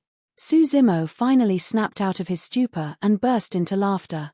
He put Beiming Shui down hurriedly and turned to bow deeply to Monk Kong Yun.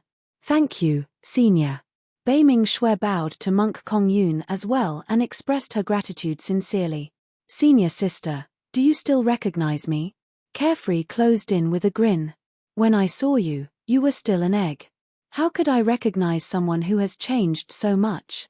Beiming Shui smiled and shook her head gently. Su Zimo smiled. "You guys can head down. Go somewhere else to talk." "Yes." Beiming Shui and Carefree bowed and retreated. Along the way, Carefree chattered non-stop around Beiming Shui. "Zimo, I'm going to enter the human emperor's palace and leave temporarily." The storyteller said, "What are your plans after this?" "Take a rest and prepare to enter the ancient battlefield." Su Zimo said in a deep voice. The ancient was a remnant dimension left behind by the ancient war where many emperors fought. It contained many divine powers. They could be in ruins, corpses, mountains, rivers, or even flowers and trees. Nobody could guarantee the sort of opportunities and encounters one would come across within. Since you want to enter the ancient battlefield, let me remind you of a few things. The storyteller said, "There's a seal left behind by the human emperor in the ancient battlefield and emperors of the primordial races can't enter. You don't have to worry about that. However, that does not mean that there are no dangers in the ancient battlefield." Monk Kong Yun at the side nodded as well. The 10,000 race meet has ended and the crisis of the primordial races has been resolved. However, you've severed your ties with super sects such as Heavenly Dipper Sect, Malevolent Earth Sect and Penglai Island completely. There will definitely be patriarchs targeting you in the ancient battlefield. Chapter 1662, Position on the Divine Power Ranking. Chapter 1662, Position on the Divine Power Ranking. The storyteller nodded. That's right. The human emperor's seal is a massive weapon of Tianhuang mainland. When it descends, it can suppress mountains and rivers for thousands of kilometers. Even the heavenly god emperor and the others are extremely wary of it. Since the human emperor's seal is in your hands, I'm guessing that someone will definitely fight for it. You have to be extremely careful. Su Zimo nodded. This, alongside the title of the human emperor and the human emperor's seal, were all a form of training left behind for him by the human emperor. If he wanted to grow further, he had to experience these things. If he followed the rules rigidly and comprehended divine powers one after another in the ancient battlefield, He might not even be able to become an emperor in 10,000 years, let alone 1,000. The storyteller thought for a moment and continued, there are 36 rankings on the divine power ranking and emperors are not among them. In other words, everyone on the divine power ranking are Mahayana patriarchs. If the divine power ranking is just for fame, it's fine even if I don't compete for it. Suzimo was not bothered by such things. Of the 3 rankings of Enigma Palace, he merely fought for the phenomenon ranking. Ancestor Ling Long established the divine power ranking in the ancient era and fame was secondary. The storyteller shook his head. Most importantly, there are 36 greater divine powers in the divine power ranking. The further one's name is ranked, the more the number of greater divine powers they inherit from the divine power ranking. The storyteller said, for example, if you're ranked 36 on the divine power ranking, you'll inherit a greater divine power from the divine power ranking. If you're ranked 35th, you'll inherit 2. If you're ranked 1st on the divine power ranking, you'll inherit a total of 36 greater divine powers. After a brief pause, the storyteller continued, not only that, the divine power ranking was refined personally by the human emperor and he even imbued 6 of his supreme divine powers. If you're ranked top 6 on the divine power ranking, you might have a chance of obtaining a supreme divine power of the human emperor's inheritance. Suzimo nodded silently. From the looks of it, the competition for the rankings on the divine power ranking must be extremely intense. This was not a fight for fame, but immense benefit. The further one was ranked, the more greater divine powers they would inherit. The increase in combat strength after the comprehension of a single greater divine power was extremely obvious. Thereafter, one would have a chance to aim for a better position on the divine power ranking. This was a virtuous cycle. Furthermore, the top 6 of the divine power ranking would be able to obtain a supreme divine power of the human emperor. Of course, this inheritance could not let a Mahayana patriarch comprehend a supreme divine power instantly. It still required a Mahayana patriarch to cultivate, consolidate, accumulate, and comprehend for a long time. However, supreme divine powers were way too precious and that opportunity was incredibly rare. Even in the ancient battlefield, the probability of locating a supreme divine power was extremely low. Furthermore, it was a supreme divine power cultivated by the human emperor. It was not hard to imagine that the fights between the top 6 of the divine power ranking would be even more intense. A cold glint flashed through Suzimo's eyes as he pondered. In that case, I've got to go fight for the divine power ranking. You definitely have to fight. The storyteller said, however, you have to know that anyone who can be on the divine power ranking, even if they're ranked 36 on the divine power ranking, will be at the perfected Mahayana realm. You must not underestimate them. One could only advance to the perfected Mahayana realm after comprehending at least 10 greater divine powers. It was clear how fierce the competition of the divine power ranking was. The 34, 27, and 21 on the divine power ranking, Matriarch Yu Luo, Patriarch Fei Duan and Patriarch Xu Jing, appeared at the 10,000 race meet and 2 of them were killed by the Dragon Phoenix True Body, leaving only Patriarch Xu Jing alive. All 3 of them were at the perfected Mahayana realm. However, the Green Lotus True Body was not the taboo Dragon Phoenix after all. He had not grown to his peak and was only at grade 8 while he was only at the early stage Mahayana realm. If he was up against a perfected Mahayana, he definitely had no chance of winning. However, the Green Lotus True Body had immense potential. If he were to continue growing and even get to temper supreme divine powers, he might be able to fight against Emperor weapons at the peak of grade 8. If he could grow to grade 9. The storyteller said, when I enter the human emperor's palace this time round and receive its inheritance, the palace guardian will have to undergo his tribulation transcendence as well. I might not be able to help you for the time being. As for these 5 fellow Taoists, the storyteller looked at the 5 emperors beside him. They joined forces with me and forcefully brought out the divine power ranking to suppress the primordial races. However, they suffered a backlash as well. It'll probably take them at least 1,000 years to recuperate. You can only depend on yourself in the ancient battlefield. You must be careful. Suzimo nodded. The storyteller left a few more reminders before turning to head into the human emperor's palace with the palace guardian. Boom. Boom! Boom! The human emperor's palace tore through the air and disappeared from everyone's line of sight. Thereafter, Monk Kong Yun and the other emperors left one after another as well. The clamor of Enigma Palace gradually dispersed and peace returned. Su Zimo's heart skipped a beat as he thought of someone. He looked around but could not find any trace of that person. Consort Yu. At the 10,000 race meet, he had not expected Consort Yu to stand out when his life was on the line. But now, Consort Yu had already left and her whereabouts were unknown. Su Zimo sighed gently. Before he could thank her, she had already left in silence. Little Fox walked over and blinked her eyes. There was a hint of reluctance in her eyes as she whispered, "Young master, are you leaving again?" Monkey and the others looked at Su Zimo with anticipation as well.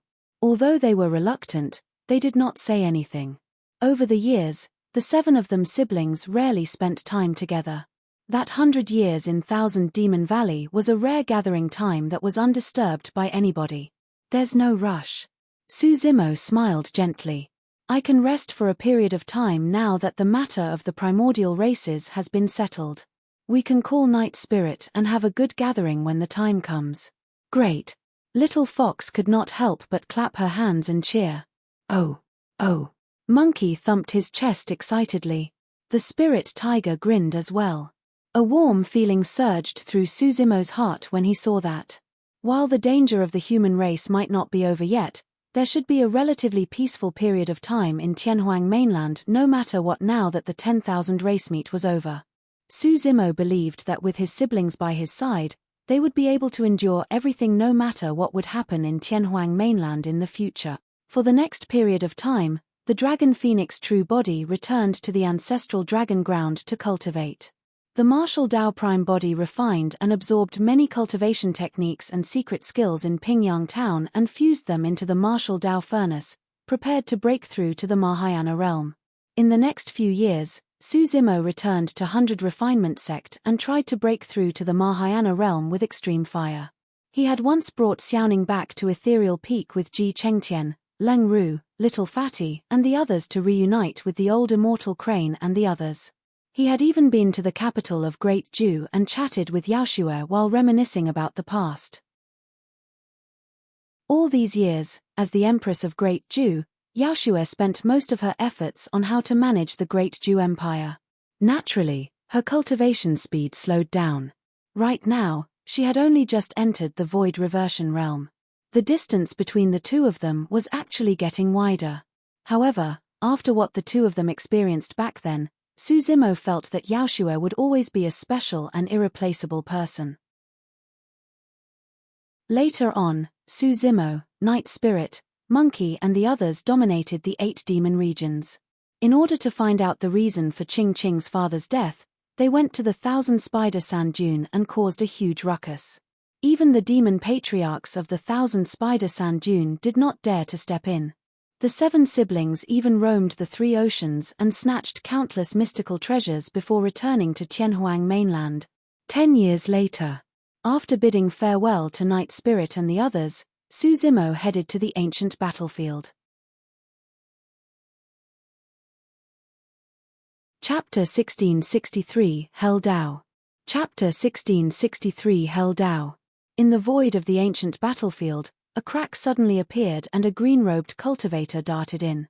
He had refined feature sit was none other than Patriarch Desolate Marshal, Su Zimo. The surroundings were barren, a desert without any signs of life. Su Zimo released his spirit consciousness and sensed carefully. Indeed, the ancient battlefield was different from Tianhuang mainland. The ancient battlefield was a world of its own and there were many divine powers that lingered in it, lasting through the ages and possessing immense might.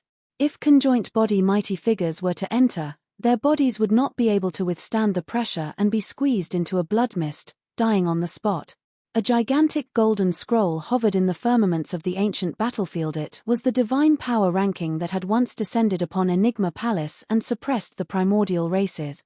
Although the ancient battlefield was extremely vast, the divine power ranking in the firmaments could be seen with a single glance in every corner of the battlefield. It was also at the center of the entire ancient battlefield. Right now, Suzimo was only at the early stage Mahayana realm and was in no hurry to fight for a spot on the divine power ranking. Sir. The immediate concern for him was to comprehend as many lesser divine powers as possible to temper his green lotus true body continuously. As long as he comprehended enough lesser divine powers, he could attempt to comprehend greater divine powers. The creation green lotus contained some divine powers to begin with. There were lesser and greater divine powers. In fact, there were even supreme divine powers that grew endlessly. Of course, the process was gradual. Even if Suzimo was extremely talented, he could not comprehend a supreme divine power and become an emperor right away. Suzimo intended to look around and see if he could find any lesser divine powers to comprehend and cultivate. He did not pick a direction and chose to advance in the desert. Every single sand and stone in the ancient battlefield could contain some sort of divine power. Suzimo walked extremely slowly and his spirit consciousness searched the vicinity continuously. Before long, a stele appeared before him. Half of the stele was severed by some divine weapon and the cut was incomparably smooth. There were some words etched on the remaining half of the stele that were clearly filled with the power of divine powers. There was a lesser divine power imprinted on the stele. Suzimo looked at the stele from afar with a calm expression. Suddenly, a mocking look flashed through the depths of his eyes as he walked towards the stele. Arriving before the stele, Suzimo focused his gaze. The runes on the stele were curved and every single crack exuded an extremely ferocious aura, as though malevolent ghosts and fiends were baring their fangs and claws as they charged out of the stele. Suddenly, Suzimo felt that the surrounding desert had already vanished and he felt as though he had fallen into hell. His surroundings were dark with a chilling blood chi and countless fiends surrounded him. He had a lost expression, as though he was stuck in hell and could not extricate himself. Suddenly, a chilling killing intent burst forth from beneath Suzimo. Suzimo sneered and clarity returned to his eyes instantly. He condensed his spirit consciousness and the scene of hell around him vanished. He stomped down heavily. Boom! There was a loud bang. He stomped on the desert beneath him and created a gigantic pit. Sand and gravel flew everywhere as a figure wielding a long sword appeared. The blade of the sword struck Suzimo's feet. A cruel look flashed through the figure's eyes. To him, his attack was enough to pierce Suzimo's feet. Clang! Before he could finish his thought, he heard a crisp sound. Not only did his sword fail to pierce Suzimo's feet, it even let out a metallic sound. His sword bent as though it had struck an iron wall. Its glow dimmed and it nearly snapped. Ah! The person's expression changed and he arrived on the other side of Suzimo in a flash. Narrowing his gaze, he sized up Suzimo in silence. Suzimo's gaze shifted to that person. It was a skinny cultivator. He was less than 10 feet tall and looked like a midget. Early stage Mahayana. Even the weakest cultivators in the ancient battlefield were Mahayana patriarchs. There's no grudge between us. Why do you want to kill me? Suzimo asked coldly. Heh. The skinny cultivator sneered. How are you still so naive even though you're at the Mahayana realm? Has there ever been any reason for all the fighting and killing in the cultivation world? Actually, there was indeed a lesser divine power on the damaged stele. As for that skinny cultivator, he did not leave after cultivating the lesser divine power. Instead, he camped by the damaged stele to wait for other patriarchs to arrive. If he did not feel confident, he would remain silent and not attack. If he encountered someone like Suzimo who was at early stage Mahayana and did not seem like a threat, he would ambush and kill the latter. This skinny patriarch had tried this method a couple of times before. He even managed to obtain a few lesser divine powers from patriarchs who died. Unfortunately, the person he encountered today was Suzimo. The moment Suzimo saw the spirit perception, his powerful spirit perception sensed danger. Young man, hand over the dharmic treasure on your feet. If you have any divine powers, hand them over as well and I can spare your life, the skinny patriarch said coldly. In his opinion, Suzimo must have worn a boot-like dharmic treasure on his feet. That was the reason why the latter's feet were invulnerable against weapons and could not be pierced by the sword. Suzimo smiled and asked, "You don't recognize me? I don't care who you are. The skinny patriarch sneered. I've killed more than 10 brats like you who have just entered the Mahayana realm. Is that so? Suzimo nodded and said indifferently, pay with your life today then. Before his sentence was finished, Suzimo's figure flashed and his blood chi surged, releasing rays of light. He reached out and grabbed the skinny patriarch's head. Pest! The skinny patriarch's expression changed. The power and aura released by Suzimo's attack was way too strong. He actually felt a sense of danger and was alarmed. Swoosh! Without hesitation, the skinny patriarch channeled the sword in his hands and circulated his blood chi at the same time, piercing towards Suzimo's palm. Clang! Another crisp sound rang when the sword struck Suzimo's palm. Ordinary dharmic treasures could not injure the grade 8 green lotus true body at all. Suzimo's expression was cold and his gaze was indifferent. Exerting strength in his palm, he grabbed the sword and released a mighty jerk. Crack! Crack! Crack! Cracks appeared on the sword. A tremendous power surged into the skinny patriarch's body. The skinny patriarch shuddered as though he was struck by lightning. His palm was torn and fresh blood dripped as he retreated continuously. Like a shadow, Suzimo gave chase once more. Hell Dao! The skinny patriarch hollered and released a lesser divine power. The Hell Dao was the lesser divine power on the stele. There were many lesser divine powers and the Hell Dao was one of the strongest among them. Suzimo smiled gently and extended his palm slowly. In it was a green lotus that was filled with a resplendent glow. Chapter 1664, Di Clan. Chapter 1664 Di Clan. The moment the skinny patriarch released his Hell Dao, the surroundings changed instantly. Countless ghosts appeared in a sinister and terrifying manner as blood chi spread with boundless darkness. The Hell Dao was the most ferocious divine power among the 3 evil Dao. The Beast Dao could turn humans into beasts. The Hungry Ghost Dao could throw living beings into the Hungry Ghost Dao and allow them to be devoured and tortured by countless hungry ghosts. However, once one fell into the Hell Dao, they would never see the light of day ever again. This was an endless abyss that no one could break free from. However, the moment the green lotus blossomed in Suzimo's palm, everything in hell dissipated. The entire hell was riddled with holes by the glow released by the creation green lotus. The skinny patriarch's expression changed starkly. It was only at this moment that he realized who he had encountered. Desolate Marshal. The skinny patriarch exclaimed softly, "You're Desolate Marshal." Although he was indifferent to everything on Tianhuang mainland, the commotion caused at the 10,000 race meet was way too great. Even the eternal human emperor descended personal. Furthermore, everyone knew that the human emperor had passed down a dharmic edict personally to Desolate Marshal. Even if he was cultivating in seclusion in the ancient battlefield all year round, he knew about this matter.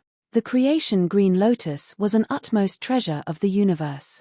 That was one of Desolate Marshal's greatest characteristics. It was said that Desolate Marshal killed everyone in the 10,000 race meet and even some Mahayana patriarchs. This skinny patriarch did not dare to fight and turned to flee. Swoosh! The skinny patriarch's figure flashed and dharmic powers surged from his feet. He was extremely fast and a series of illusions appeared as he sprinted into the distance. Heavenly feet. It was another lesser divine power. That was one of the 6 divine powers of the Buddhist monasteries. Furthermore, if this lesser divine power was cultivated to its peak, it could reach the level of a greater divine power. This was also one of the most famous escape techniques of the Buddhist monasteries. Wings appeared behind Suzimo and streaks of lightning appeared on his body. At the same time, he released boundless golden light and his speed rose to its limit. Ethereal wings, Zephyr Thunder Escape and boundless golden light burst forth at the same time. There was even an extremely powerful burst of divine power within the 3 escape techniques. After Suzimo entered the Mahayana realm, boundless golden light had transformed completely and became a lesser divine power. A golden thunderbolt flashed and chased after the skinny patriarch. The distance between the two of them decreased rapidly. The skinny patriarch turned back and could not help but jump. Within a few dozens of breaths, Suzimo had already closed in. Kai! Suzimo flicked his finger gently and a white sword beam burst forth. It descended instantly and pierced the skinny patriarch's body. The heaven-slaying sword Chi descended. Flashes of blood appeared. A murderous sword Chi burst forth from the skinny patriarch's body and he turned into a blood mist instantly. The skinny patriarch sensed that the situation was bad and his essence spirit had already escaped before the heaven-slaying sword Chi descended. Condense. His essence spirit tried to reconstruct his body using blood rebirth as he escaped. Mince him. Suddenly, Suzumo's voice sounded with an unusual coldness. The heaven-slaying sword Chi within the blood mist created by the skinny patriarch's body released an endless sharpness that minced the life force in the bloody mist. The skinny patriarch's body was minced to death by the heaven-slaying sword Chi, leaving no trace of life. The prerequisite of blood rebirth was that one had to possess a drop of blood. But now, the skinny patriarch was left with nothing but a flustered essence spirit. Snap! A thunderbolt descended vertically and struck the essence spirit of the skinny patriarch. Although the skinny patriarch was not killed directly, his essence spirit was severely injured. With that delay, Suzumo's figure descended and extended his palm, capturing the skinny patriarch's essence spirit. Without hesitation, he released the soul-searching art. A gigantic ball of light appeared in Suzumo's palm. Black threads pierced the skinny patriarch's essence spirit and absorbed his memories continuously. Suzumo closed his eyes and searched the most useful part of the skinny patriarch's memories. A moment later, the skinny patriarch's essence spirit withered and dimmed. As for Suzumo, he had gained quite a bit from the soul-searching art as well. The skinny patriarch had indeed killed many people here with the help of the damaged stele earlier on and obtained 6 lesser divine powers because of that. He obtained heavenly feat by killing a monk of Hollow Monastery. Now, Suzumo memorized all 6 lesser divine powers and was prepared to find a secluded place to comprehend them in seclusion. Upon entering the ancient battlefield, all the Mahayana patriarchs spent most of their time comprehending divine powers. Suzumo was no exception. Suzumo returned to the damaged stele and memorized all the words on it in his mind.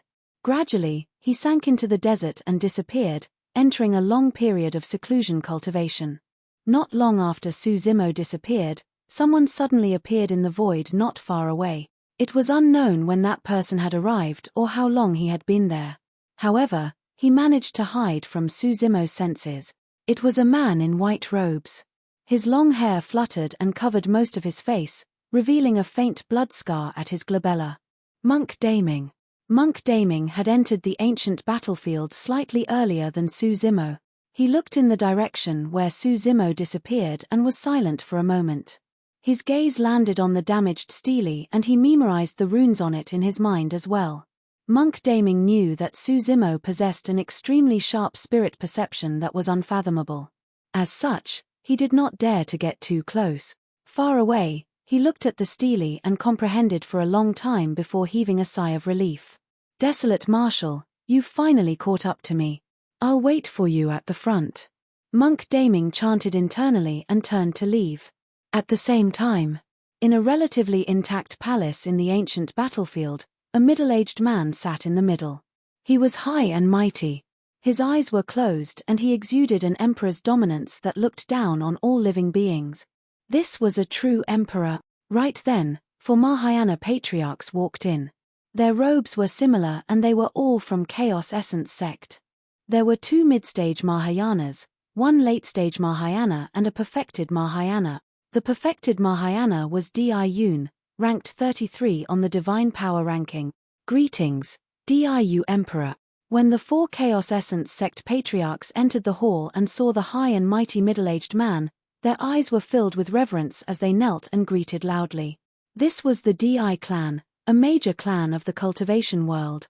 Although the strength of the Di clan could not compare to the 3 aristocratic families, they had patriarchs and emperors backing them.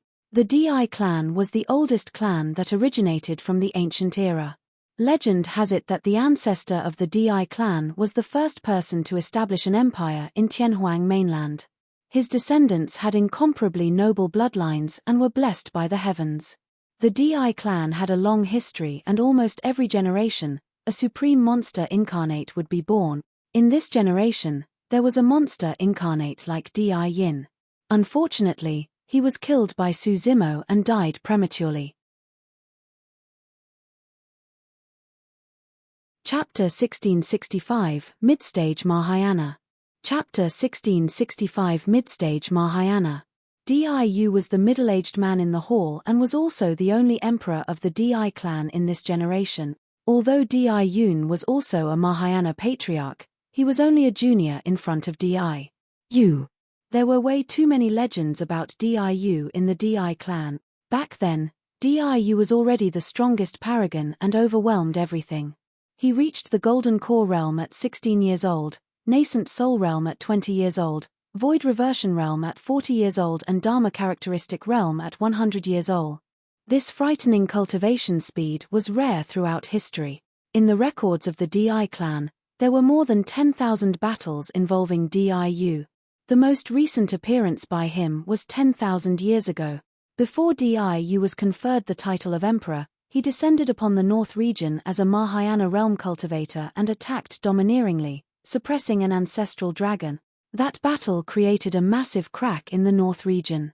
Later on, that crack would become known in the cultivation world as the Dragon Burial Valley. Although the three patriarchs beside Di Yun were not from the Di clan, they were also disciples of Chaos Essence sect. When they heard the summon of Emperor Di, they naturally did not dare to delay and rushed over right away. I heard that Desolate Marshal entered. Di said slowly with his eyes still closed. That seems to be the case judging from news from the sect. The patriarch with the Dao title of Leng Yang nodded slightly. However, the ancient battlefield is too huge. If Desolate Marshal were to look for a secluded place to cultivate in seclusion, it would be difficult to find him. Di nodded as well. There's no news of Desolate Marshal yet. Even if we have to dig 3 feet underground, we have to find Desolate Marshal. Di said coldly. The mid-stage Mahayana patriarch hesitated slightly and said in a deep voice, I heard that Desolate Marshal has the Human Emperor's Dharmic Edict and the Human Emperor's seal in his hands. That's equivalent to the personal arrival of the Human Emperor. It's probably not easy to deal with him. What are you afraid of? Di sneered. Desolate Marshal has just entered the Mahayana realm and isn't a taboo dragon phoenix. With me around, there's no way he won't be suppressed. Don't worry. Di said slowly, as long as you guys can find Desolate Marshal, I'll personally kill him in the ancient battlefield at that time. The 4 patriarchs below were shocked. If an emperor were to attack personally to deal with an early-stage Mahayana patriarch, Desolate Marshal would definitely die. Of course, even if he could kill Desolate Marshal this time round, Di's reputation would definitely plummet. After all, such an attack was way too dishonorable. Furthermore, Desolate Marshal had an extremely high reputation after inheriting the title of the Human Emperor. Anyone who went against Desolate Marshal would be going against the eternal Human Emperor and the entire human race. Di continued, make good use of the time and try your best to join forces with the patriarchs of other sects and factions. We're definitely not the only ones who want Desolate Marshal's life. Di said in a deep voice, I understand. Patriarchs of Heavenly Dipper sect, Malevolent Earth sect and Penglai Island definitely hate Desolate Marshal to the core. Matriarch Yu Luo and Patriarch Fei Duan died in the hands of Desolate Marshal's taboo clone. Di nodded slightly. It's not just the 3 major sects. There's also Sword sect, Zephyr Thunder Palace, Hidden Death sect, Poison sect and Corpse Refinement cult. You guys have to join forces with them as well. I heard that Desolate Marshal did not give malevolent spirit fruits to those sects. Their patriarchs must definitely have a grudge against him too. If we use half of the Mahayana patriarchs in the ancient battlefield, I don't believe we can't find Desolate Marshal. After a brief pause, Di continued, we have to find him as soon as possible. Once Monk Kong Yun and the others are healed, it'll be much more difficult to kill him then. Understood. Di nodded. You guys can leave. Di waved his hand. Di and the other 3 cupped their fists and retreated. The reason why Di wanted to kill Desolate Marshal was not merely because of a feud within the clan. At their cultivation realm, They wouldn't care about the death of a descendant that was countless generations away. What truly tempted them were many powerful treasures and supreme divine powers. The human emperor's seal was not only an emperor weapon refined personally by the human emperor. It was said that there was even a supreme divine power of the human emperor etched on the human emperor's seal, 3 heads 6 arms. If he could obtain the human emperor's seal, he would have a chance to cultivate 3 heads 6 arms and his combat strength would increase exponentially. That was one of the strongest supreme divine powers of the human emperor in the past. After spending 10 years in Tianhuang mainland, Su Zimo dominated the 4 regions, 3 oceans, and 1 continent and caused quite a stir. However, Diu did not attack. It wasn't because he didn't want to, it was because he had reservations.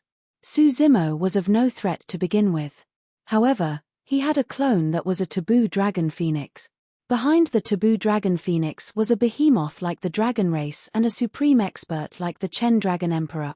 Diu was worried that if he tried to kill Su Zimo, he might fall into the latter's trap and encounter a terrifying existence like the Chen dragon emperor.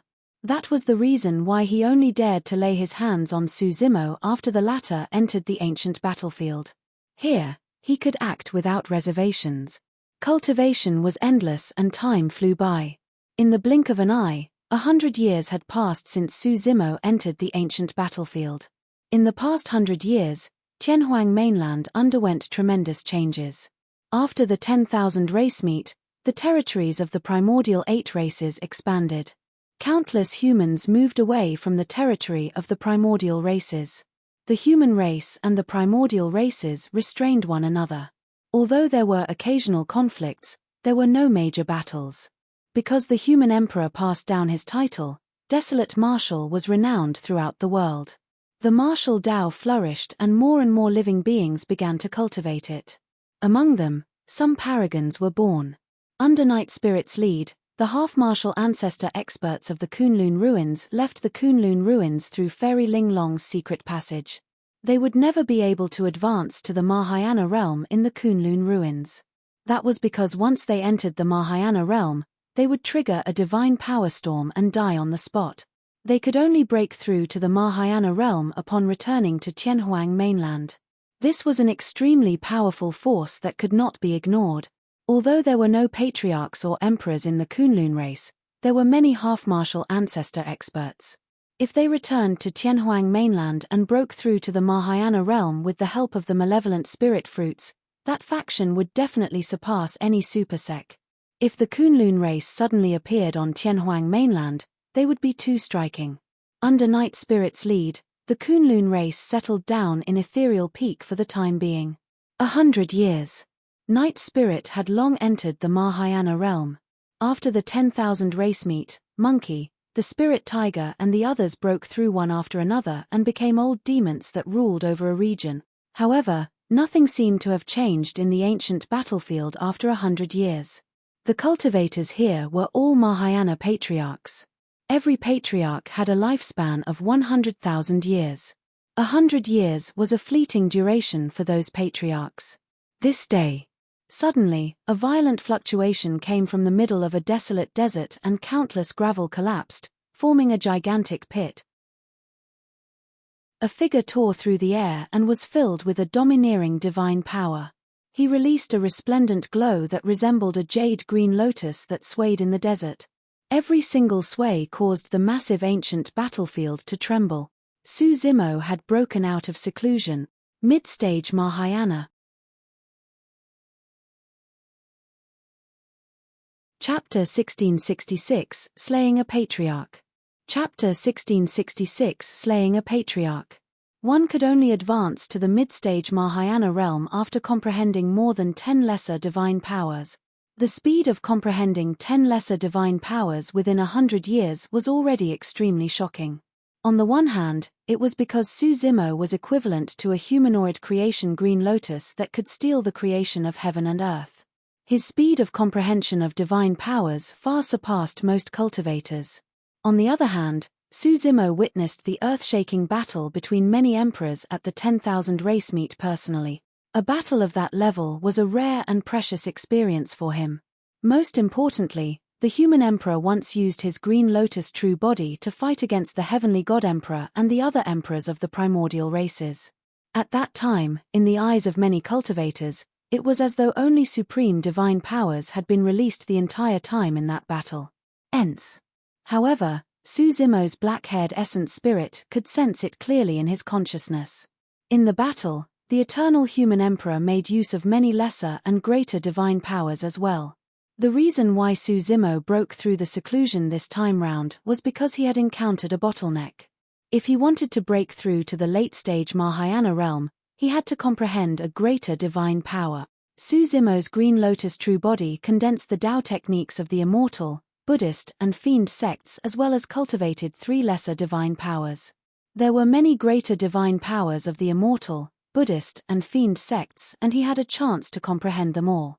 However, comprehending a greater divine power was way too difficult unless there were other extreme method. Su Zimo looked at the divine power ranking hovering in the firmaments in deep thought. Up till now, he was not prepared to fight for the divine power ranking. Given his current combat strength, he could definitely fight for a position on the divine power ranking if he used all his trump cards. However, it was extremely difficult for him to get into the top 6 of the divine power ranking. Su Zimo intended to comprehend a greater divine power and advance to the late-stage Mahayana realm before fighting for the divine power ranking. Desolate Marshal, so you're here. Right then, a cold voice sounded not far away. In the void, a figure appeared slowly and sneered at Su Zimo. This patriarch's face was yellow and he was as skinny as a bamboo pole. His clothes were colorful and emitted a faint blood stench. Su Zimo's expression was indifferent. His advancement to the Mahayana realm had caused quite a stir and would naturally attract other cultivators. Although the patriarch looked like a sickly child, his body was filled with poisonous beings. If one focused their attention, they would notice that the colorful clothes were moving slightly and were formed by various poisonous beings. A Mahayana patriarch of poison sect. Su Zimo gave the person a casual glance and said indifferently, "You're an early-stage Mahayana. Do you have a death wish?" Although this patriarch of poison sect lingered in the ancient battlefield for more than 10,000 years, he had only comprehended a few lesser divine powers and was only at the early-stage Mahayana realm. However, even mid-stage Mahayana patriarchs were unwilling to fight him. In terms of strength, mid-stage Mahayana patriarchs could naturally suppress this patriarch of poison sect. However, the patriarch of poison sect was covered in poisonous bugs. If anyone was bitten by accident, they would be half dead even if they did not die. Most Mahayana patriarchs would choose to avoid poison sect patriarchs unless an irreconcilable conflict broke out. Desolate Marshal, others might be afraid of you, but I'm not.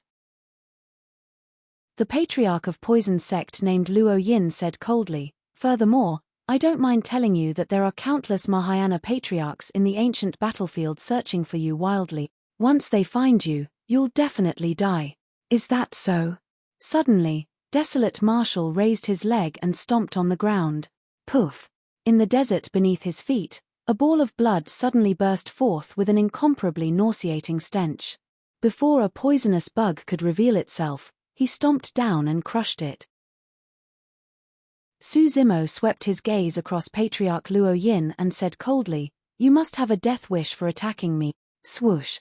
In a flash, Su Zimo arrived before Patriarch Luo Yin in the blink of an eye. At an extremely fast speed, he extended his finger and stabbed towards the latter's glabella. Patriarch Luo Yin's eyes shone sinisterly and his body trembled, emitting a bedazzling light that shot towards Su Zimo. He had nurtured those poisonous bugs for tens of thousands of years. Even late-stage or perfected Mahayana patriarchs would have difficulty surviving after being bitten by so many poisonous bugs. However, Su Zimo's gaze was like lightning and he did not dodge or avoid. He ignored the incoming poisonous bugs and continued stabbing with his finger. At the last minute, he changed tactics and conjured a sword art with 2 closed fingers, releasing a heaven-slaying sword chi. The change was so fast that Patriarch Luo Yin could not react in time. Poof! The moment the heaven-slaying sword chi pierced Patriarch Luo Yin's glabella, the poisonous bugs landed on Su Zimo and gnawed wildly. "Desolate Marshal, you're ruthless. Patriarch Luo Yin's eyes gradually dimmed. He had not expected that Su Zimo would not dodge his poisonous bugs at all and pierce his consciousness with a single finger. Even his essence spirit could not escape. "See, it's fine even if I die," Patriarch Luo Yin's final remnant consciousness said fiercely. "Before long, you'll die with me. I'll watch you die from the poison here." At that moment, Su Zimo's body was filled with dense poisonous bugs and there was almost no part of his body that was exposed. Anyone who saw that would feel their scalps tingle. Who could survive against so many poisonous bugs? "Seems like you don't know what the creation green lotus is at all." Right then, Su Zimo's voice sounded. It was still calm and emotionless. "All of you, get lost." Suddenly, Su Zimo hollered and channeled his blood chi. Streaks of green light burst forth from his body and shone in all directions with an endless brilliance. Against the green light, the poisonous bugs creaked and fell off, struggling on the ground in extreme pain. The creation green lotus was an utmost treasure of the universe and was flawless and immune to poison. The green glow illuminated the skies and spilled onto the mountains and rivers. It was supreme and was the most effective against the filthy poisonous bugs. Even ordinary lotus flowers could be pure and untainted, let alone the creation green lotus. All the accomplished monks with the deepest cultivations of the Buddhist monasteries such as Bodhi and Buddha who had achieved the Tao sat on various lotus platforms. It was clear how mysterious the lotus flowers were. A single cognitive deviation caused Patriarch Luo Yin to die. Su Zimo was not willing to look through Patriarch Luo Yin's storage bag and released a ball of Tao fire, tossing it on the latter. The moment the Tao fire descended, poisonous bugs flew out from Patriarch Luo Yin's body one after another. His body burned with flames as he struggled continuously. However, before long, they were burned to ashes mercilessly by the Tao fire. Roar. Right then, a ferocious roar sounded from afar, approaching Su Zimo rapidly as though a supreme fiend had appeared. On the other side, powerful auras burst forth and sped over. Su Zimo had already cultivated the heavenly eye, heavenly hearing, and heavenly feet of the Buddhist monasteries. He could already sense those experts from afar. More and more patriarchs charged in his direction. At that moment, Su Zimo could rely on the three divine powers of the Buddhist monasteries to find a gap and escape. However, he smirked and did not leave. Instead, he stood on the spot motionlessly, waiting for the experts to arrive. Chapter 1667 Sword Chi Prison. Chapter 1667 Sword Chi Prison. From the west, a tall and burly figure leaped over. Every single jump could cross dozens of feet. Each time he landed, the ground would quake in resonance. In the blink of an eye, the tall figure had already closed in. The figure was covered in golden fur and emitted the stench of rotting corpses. His 10 fingernails were long and curved slightly, resembling 10 cold curved sabers. That was a battle corpse of corpse refinement cult. A patriarch of corpse refinement cult hid in the vicinity and did not appear.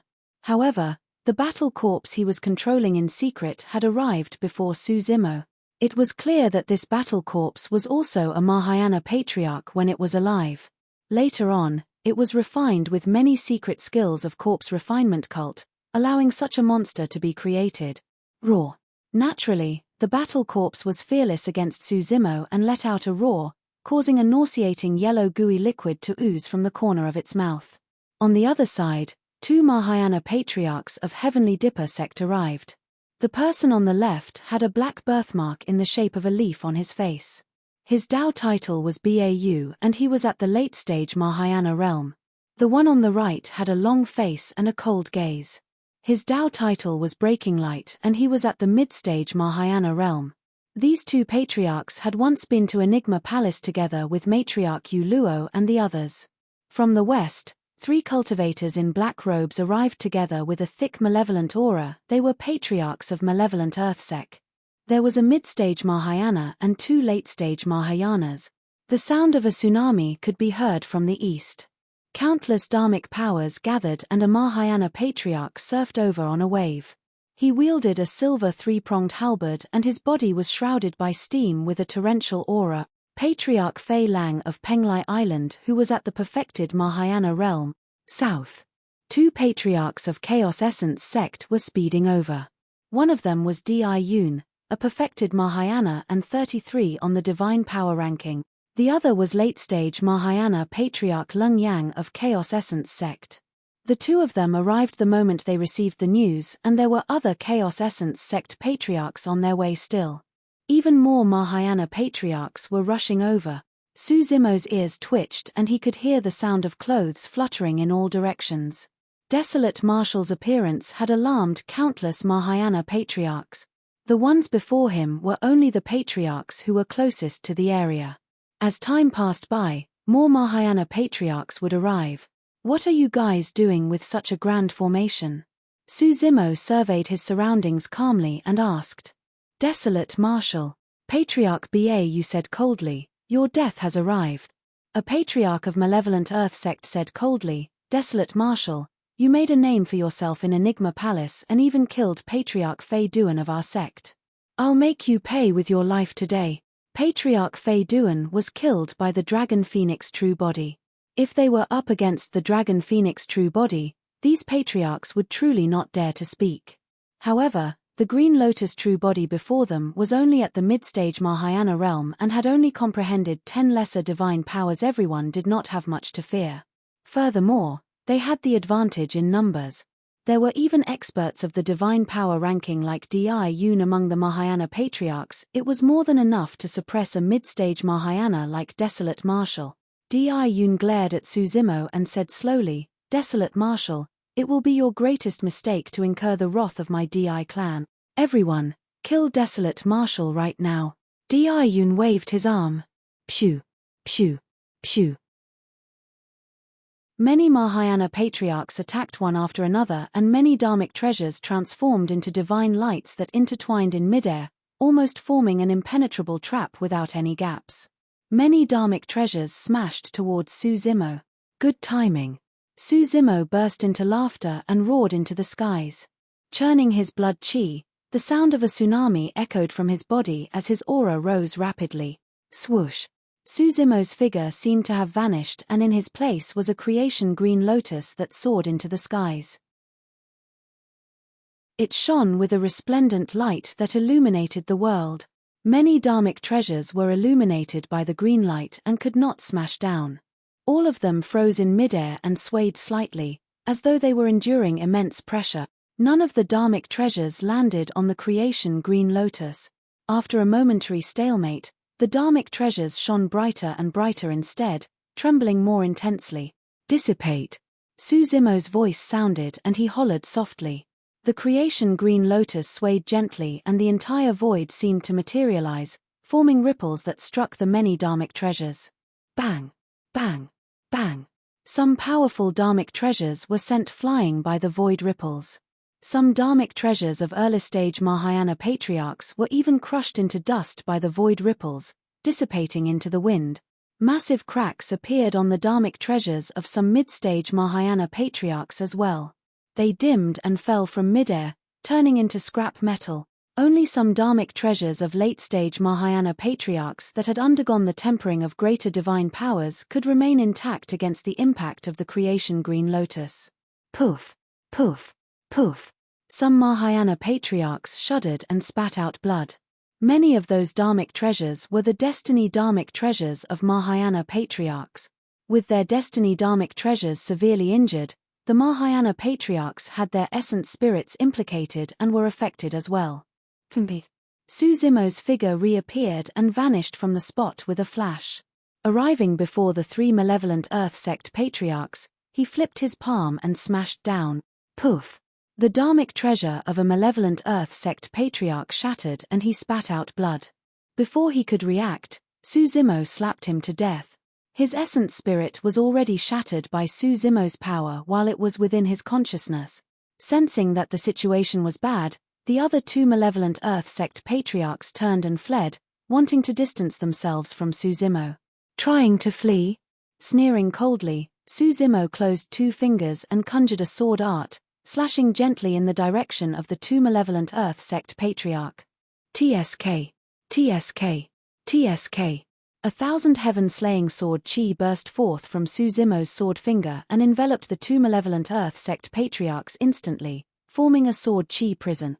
Initially, the two malevolent Earth sect patriarchs could still rely on the divine powers they cultivated to fight against the heaven-slaying sword chi.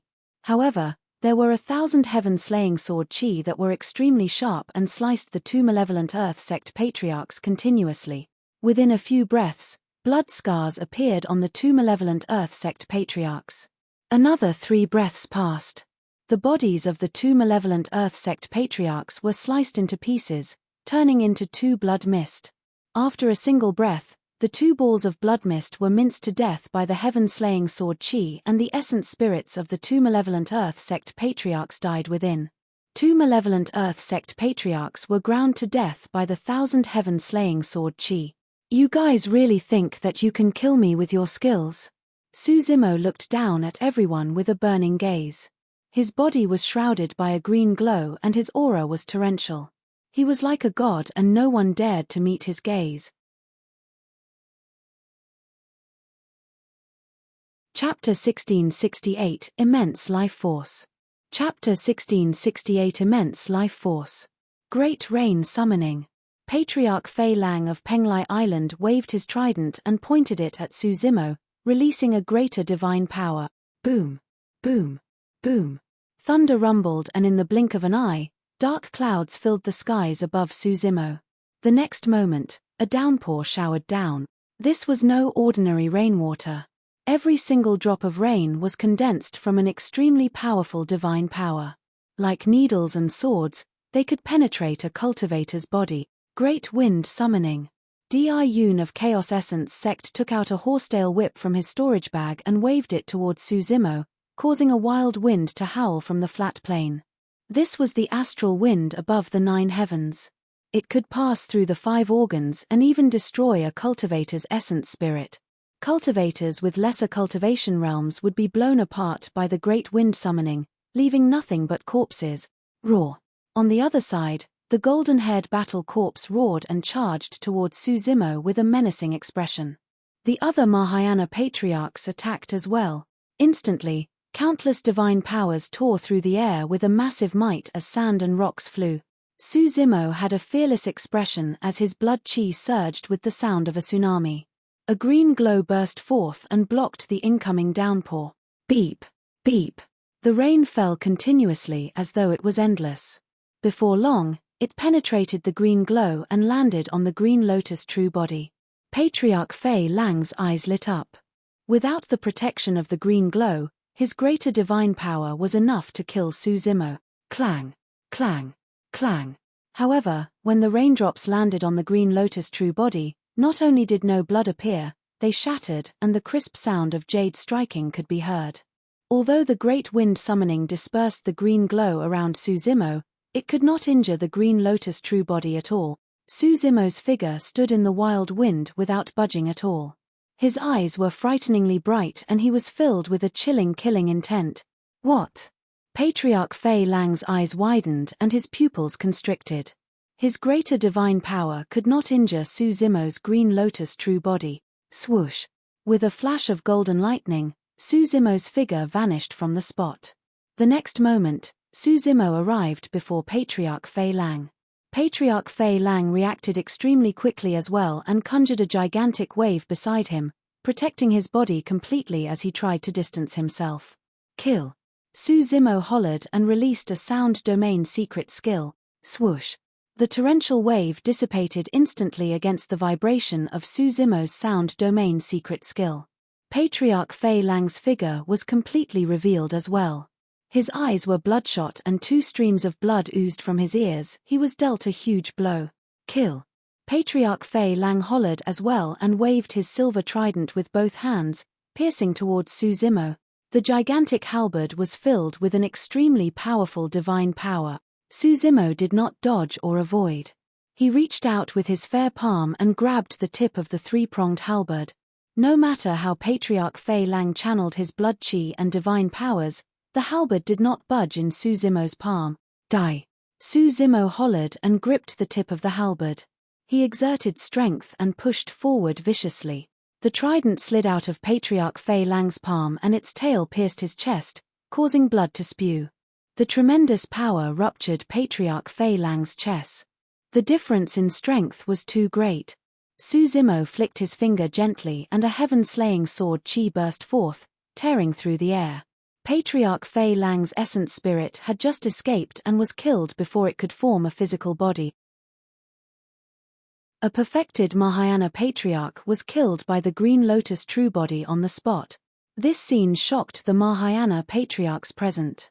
Although Patriarch Fei Lang was not an expert on the divine power ranking, he was also at the perfected Mahayana realm and had comprehended more than 10 greater divine powers. However, he could not defend against Su Zimo's attacks. With the slight delay Su Zimo spent to kill Patriarch Fei Lang, many lesser and greater divine powers smashed down. The Green Lotus True Body had nowhere to run. Bang! Bang! Bang! Against so many divine powers, Su Zimo's Green Lotus True Body could not stand in midair and was drowned instantly, smashing heavily onto the ground.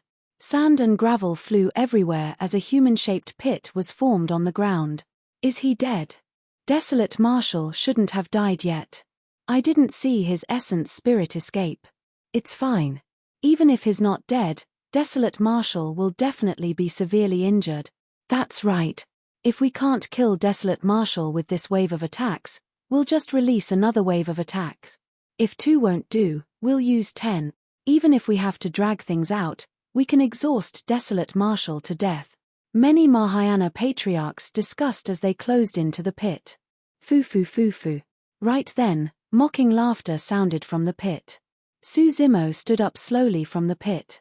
Although his green robes were tattered and he was filled with injuries, his eyes were still frighteningly bright. You're still laughing? Patriarch Bau of Heavenly Dipper sect grit his teeth. We'll make sure you can't even cry later. Surveying his surroundings, Su Zimo shook his head gently and mocked, you guys are still too weak. Under the gazes of many Mahayana Patriarchs, the wounds on Su Zimo healed at a visible speed. In the blink of an eye, those injuries healed. Su Zimo had already recovered to his original state. The expressions of many Mahayana Patriarchs changed slightly. The bloodline of Mahayana Patriarchs was extremely strong after experiencing the baptism of divine powers. However, injuries caused by dharmic treasures would have divine powers lingering in the wounds. As such, it would take a long time to recover from those. Many Patriarchs had never seen someone recover with the same speed as Su Zimo. Everyone, attack! Desolate Marshal must be stalling for time.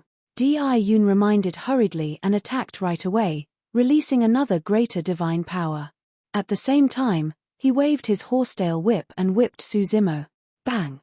Bang! Bang! Many Mahayana Patriarchs reacted as well and channeled their essence spirits once more, releasing lesser and greater divine powers. Many divine powers blanketed the skies and could not be avoided. Once again, Su Zimo's figure was drowned by many divine powers. Many Patriarchs could clearly see that the many divine powers had smashed onto Su Zimo, they even saw blood splatter. A moment later, the power of divine powers dissipated and the Patriarchs focused their gazes. In the desert, Su Zimo crawled up slowly and shrugged his neck. His body was filled with wounds and there were at least 100 of them. However, the wounds were filled with green glows and healed rapidly. In the blink of an eye, the Green Lotus True Body had returned to normal. Pest! The many Mahayana Patriarchs gasp. His regeneration capabilities and immense life force had already surpassed their understanding. Chapter 1669 Attack of the Yu Emperor. Chapter 1669 Attack of the Yu Emperor. After the creation Green Lotus grew to grade 8, even many greater divine powers could not shake its foundation. Even if it was injured, the powerful life force in the creation Green Lotus would circulate on its own and its injuries would recover in the blink of an eye. The surrounding Mahayana Patriarchs were secretly alarmed. If this continued, they would be exhausted to death before anything happened to Su Zimo. Aren't you guys here to snatch the human emperor's seal? Surveying his surroundings, Su Zimo slapped his storage bag and said slowly, Now, I'll let you guys have a taste of the might of the human emperor's seal. In Suzimo's palm was a gigantic seal. It was pitch black and cold with defined edges, emanating an ancient and powerful might of the Emperor Dao. Boom! Suzimo tossed his palm and the human emperor's seal descended from the skies, smashing towards Patriarch Bau of Heavenly Dipper sect with a terrifying might. Patriarch Bau's expression change. The human emperor's seal was a massive weapon of Tianhuang mainland, and even emperors of the primordial races would be smashed into a bloody mist against it. Although Suzimo was at the mid-stage Mahayana realm and could not release the full might of the human emperor's seal, Patriarch Bau did not dare to fight him head-on and turned to flee. However, while he was fast, the speed of the human emperor's seal's descent was even faster. Swoosh! A large shadow enveloped down. Before the human emperor's seal landed completely, the immense pressure had already descended and Patriarch Bau's speed was greatly reduced as though he had fallen into a swamp. Patriarch Tyrant Yu's face was pale. Seeing that he could not escape from the range of the human emperor's seal, he did not have time to think and swung the saber in his hands, slashing down viciously at the human emperor's seal. Boom! Boom! The human emperor's seal descended and the ground shook. Patriarch Tyrant Yu was smashed into a meat sludge by the human emperor's seal and died. When Di-Yun saw that, his expression changed with a hint of fear. However, he was not afraid. That was because as long as time passed, the emperor of the Di clan would arrive here. At that time, even if Suzimo had the human emperor's seal, he would be suppressed mercilessly by the emperor. More and more Mahayana patriarchs gathered here. Among them were some Mahayana patriarchs of Snowdrift Valley, Overlord Palace and Dharpamkara Monastery. Fellow Daoist Desolate Marshal, don't worry. I'll help you. A patriarch of Overlord Palace carried a gigantic spear and walked towards Suzimo. Count me in. A patriarch of Snowdrift Valley stood out as well. After the 10,000 race meet, not all the super sects in Tianhuang mainland were enemies with Suzimo. For example, Snowdrift Valley, Overlord Palace and the 6 Buddhist monasteries had immense respect for Desolate Marshal. It was not only because the eternal human emperor passed down his title. More than that, Desolate Marshal stood out at the 10,000 race meet and led many humans to fight against the primordial races. It was also because Desolate Marshal had selflessly given them malevolent spirit fruit. In the hearts of many Mahayana patriarchs, Desolate Marshal was this generation's human emperor. Thank you for your kind intentions, fellow Taoists. There's no need for you guys to attack. Just stand by and watch. Suddenly, Suzimo declared. The many Mahayana patriarchs of Overlord Palace, Snowdrift Valley and the other factions paused and hesitated, not understanding why Suzimo did not let them interfere. Boom! Another loud bang sounded. Suzimo had controlled the human emperor's seal to smash another Mahayana patriarch to death. Bang! Bang! Bang! Di-Yun and the other Mahayana patriarchs attacked one after another and released another wave of attacks towards Suzimo. However, they could not injure the foundation of the Green Lotus true body. On the contrary, under Suzimo's control, the human emperor's seal barged through the crowd.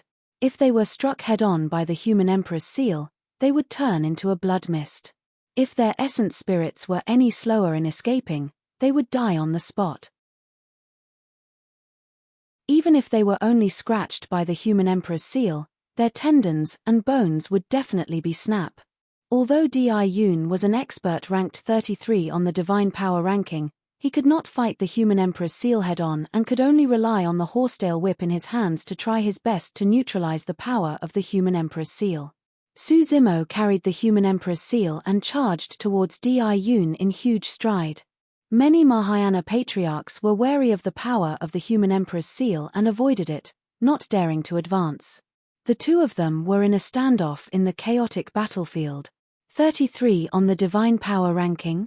Suzimo sneered, I'll remove you from the Divine Power ranking today. Mountain Lif.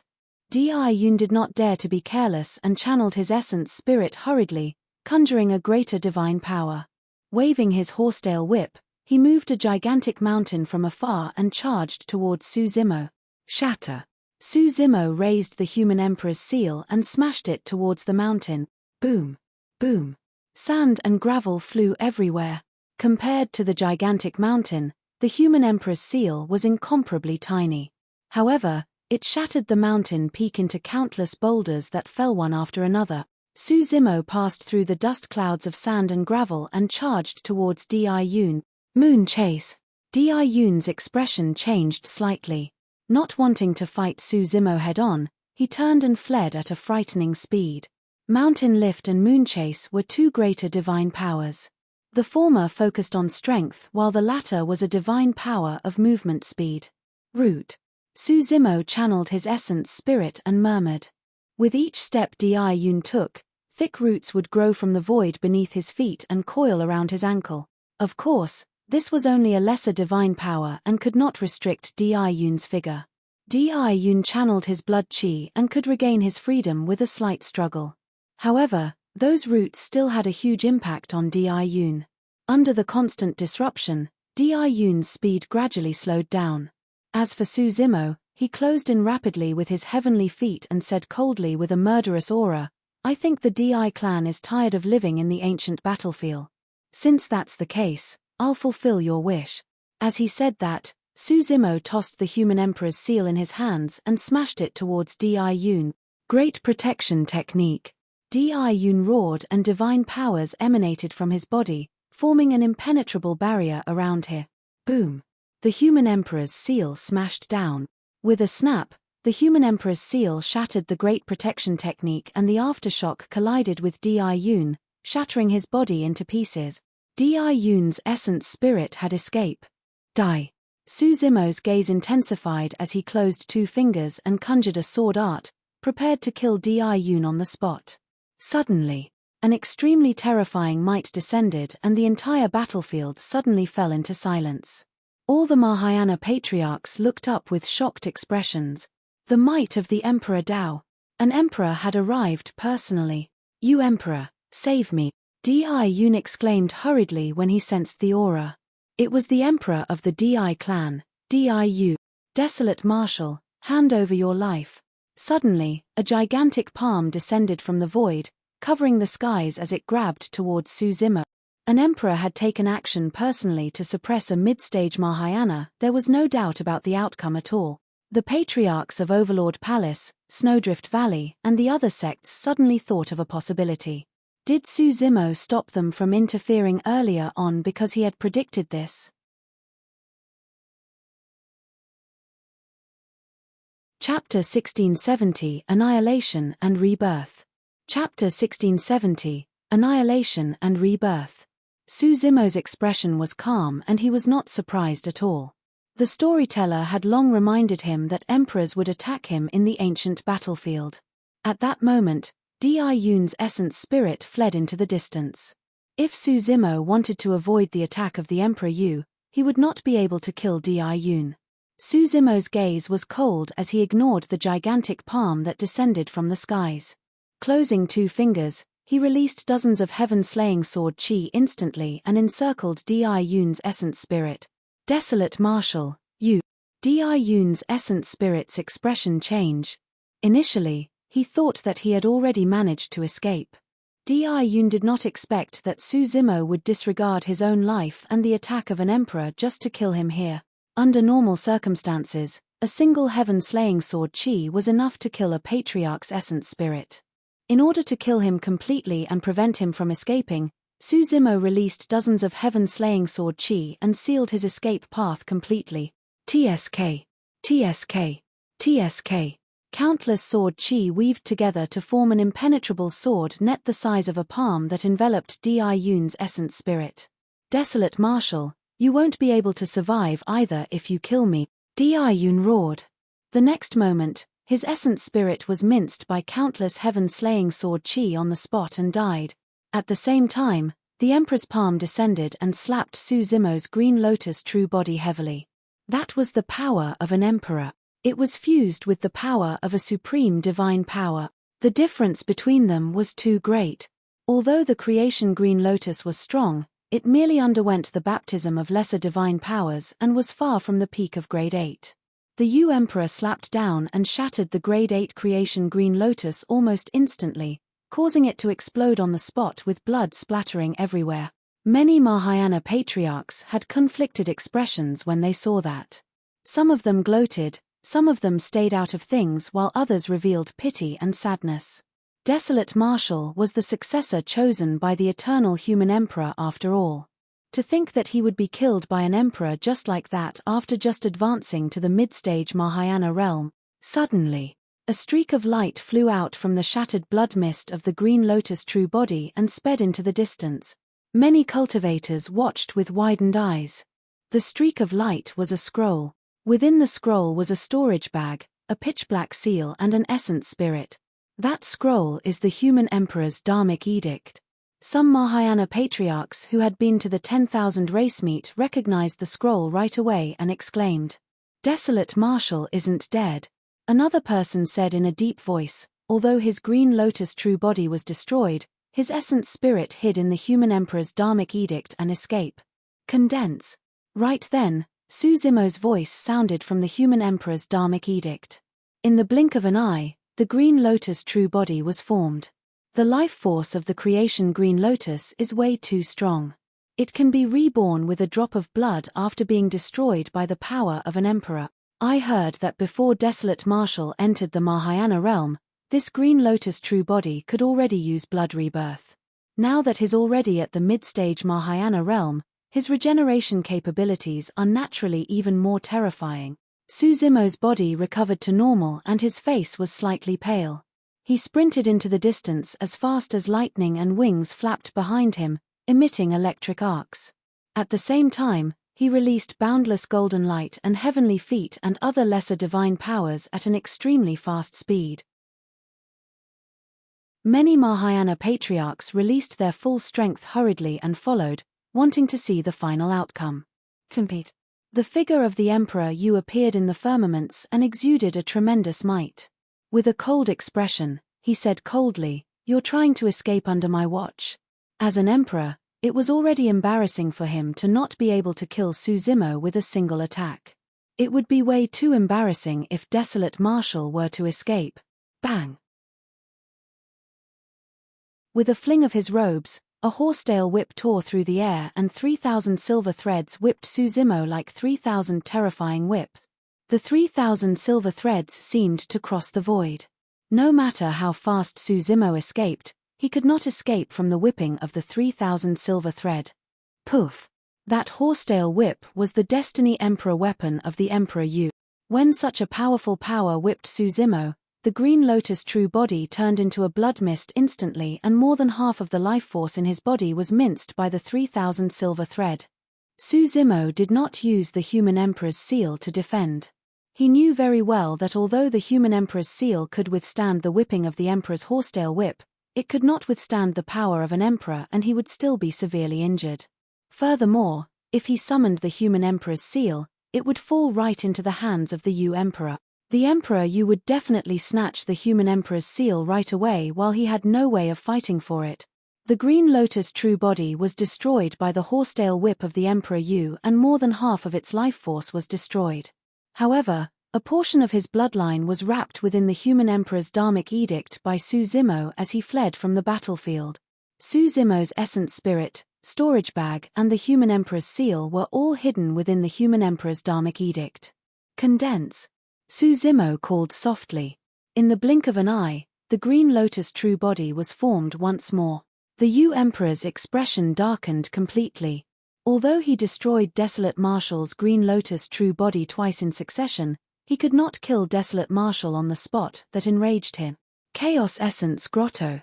He channeled his essence spirit and waved his hands. Suddenly, the void in front of Suzimo collapsed and a gigantic, dark hole appeared, spinning continuously with a powerful suction force. Suzimo's expression changed and he stopped in his tracks. However, the gigantic cave was filled with an extremely domineering divine power. Even if he wanted to stop, he could not control his body and was pulled towards the cave. That's the supreme divine power, Chaos Essence Grotto. I heard that once you fall into Chaos Essence Grotto, it's dark and you can't sense time and space. Even dharmic treasures will be minced into dust and turned into nothingness, let alone cultivators. That's right. Once you fall into Chaos Essence Grotto, Don't even think about coming out alive. In the blink of an eye, Suzumo was devoured by Chaos Essence Grotto. The surrounding Mahayana patriarchs shook their heads gently. In their opinion, Desolate Marshal was already a dead man. Suzumo felt an extremely terrifying power tear, squeeze and distort his Green Lotus true body within Chaos Essence Grotto. He could not defend against that power at all. Poof! In the blink of an eye, the Green Lotus true body was minced by Chaos Essence Grotto. The human emperor's Dharmic edict reappeared and protected Suzumo's essence spirit and a portion of his bloodline hurriedly. If Suzumo's essence spirit was the only thing that was protected and the bloodline of his Green Lotus true body was minced by the Chaos Essence Grotto, he wouldn't be able to use blood rebirth. Condense. Suzumo channeled blood rebirth. The Green Lotus true body condensed once more. However, he could not break free from the shackles of Chaos Essence Grotto. The moment his Green Lotus true body was formed, it was minced by Chaos Essence Grotto and turned into a blood mist. The Green Lotus true body was destroyed once more. The human emperor's Dharmic edict opened up to protect Suzumo's essence spirit and bloodline. Foo-foo.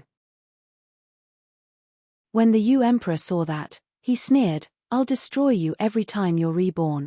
Let's see how many more times your Green Lotus true body can be reborn." No matter how strong the life force of the Green Lotus true body was, there was a limit. The Green Lotus true body was destroyed continuously and his blood chi was severely drained. Continuous blood rebirth took a huge toll on Suzumo's essence spirit. Each time he reconstructed his body, Suzumo's face would turn paler. However, there was still no hint of panic on his face. Instead, he was extremely calm. As the Green Lotus true body was destroyed and reborn, Suzumo's eyes shone with a bright glint, as though he was comprehending something.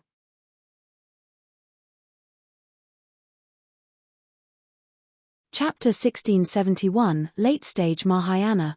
Chapter 1671, Late Stage Mahayana. The creation Green Lotus stole the creation of heaven and earth and had many mysterious aspects to begin with. When the creation Green Lotus was at grade 7, in its complete form, it was merely a lotus platform.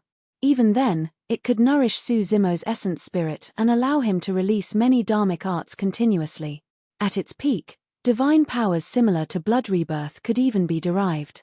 Now that the creation Green Lotus was at grade 8, Suzumo could already sense the obscurities within. The creation Green Lotus contained many greater divine powers to begin with and even supreme divine powers. Of course, Suzumo was only at the mid-stage Mahayana realm right now.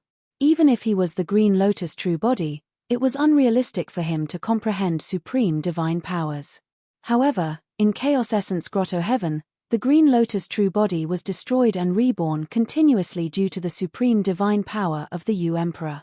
During this process, Suzumo's comprehension of his greater divine power deepened. To a certain extent, he was a humanoid creation Green Lotus.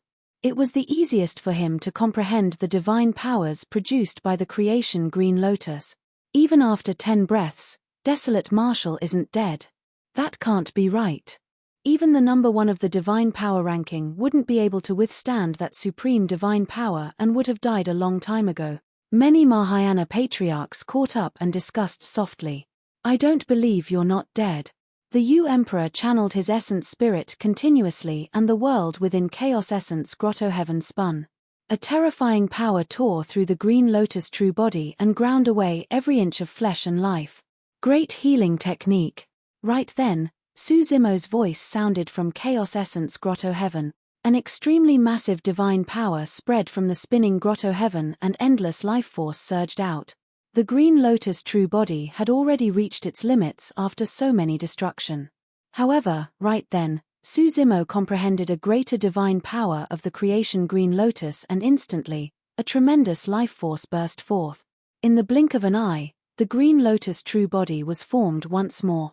Suzumo had experienced the baptism of a divine power storm in the Kunlun ruins. The divine power storm was a healing-type divine power storm.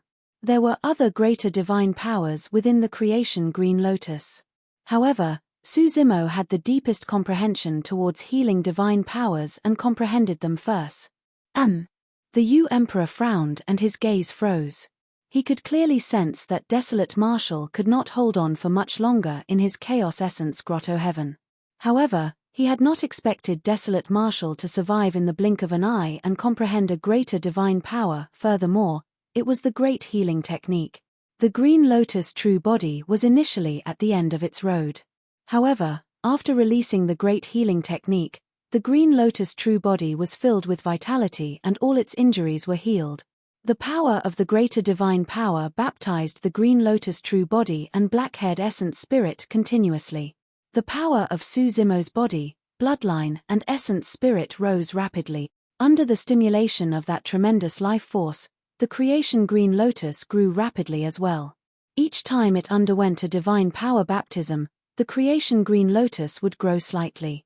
The strength of the Green Lotus True Body was only revealed after the baptism of a greater divine power. Initially, the power of Chaos Essence Grotto Heaven could destroy the Green Lotus True Body instantly. But now, the Grade 8 Green Lotus True Body could defend against the power of Chaos Essence Grotto Heaven.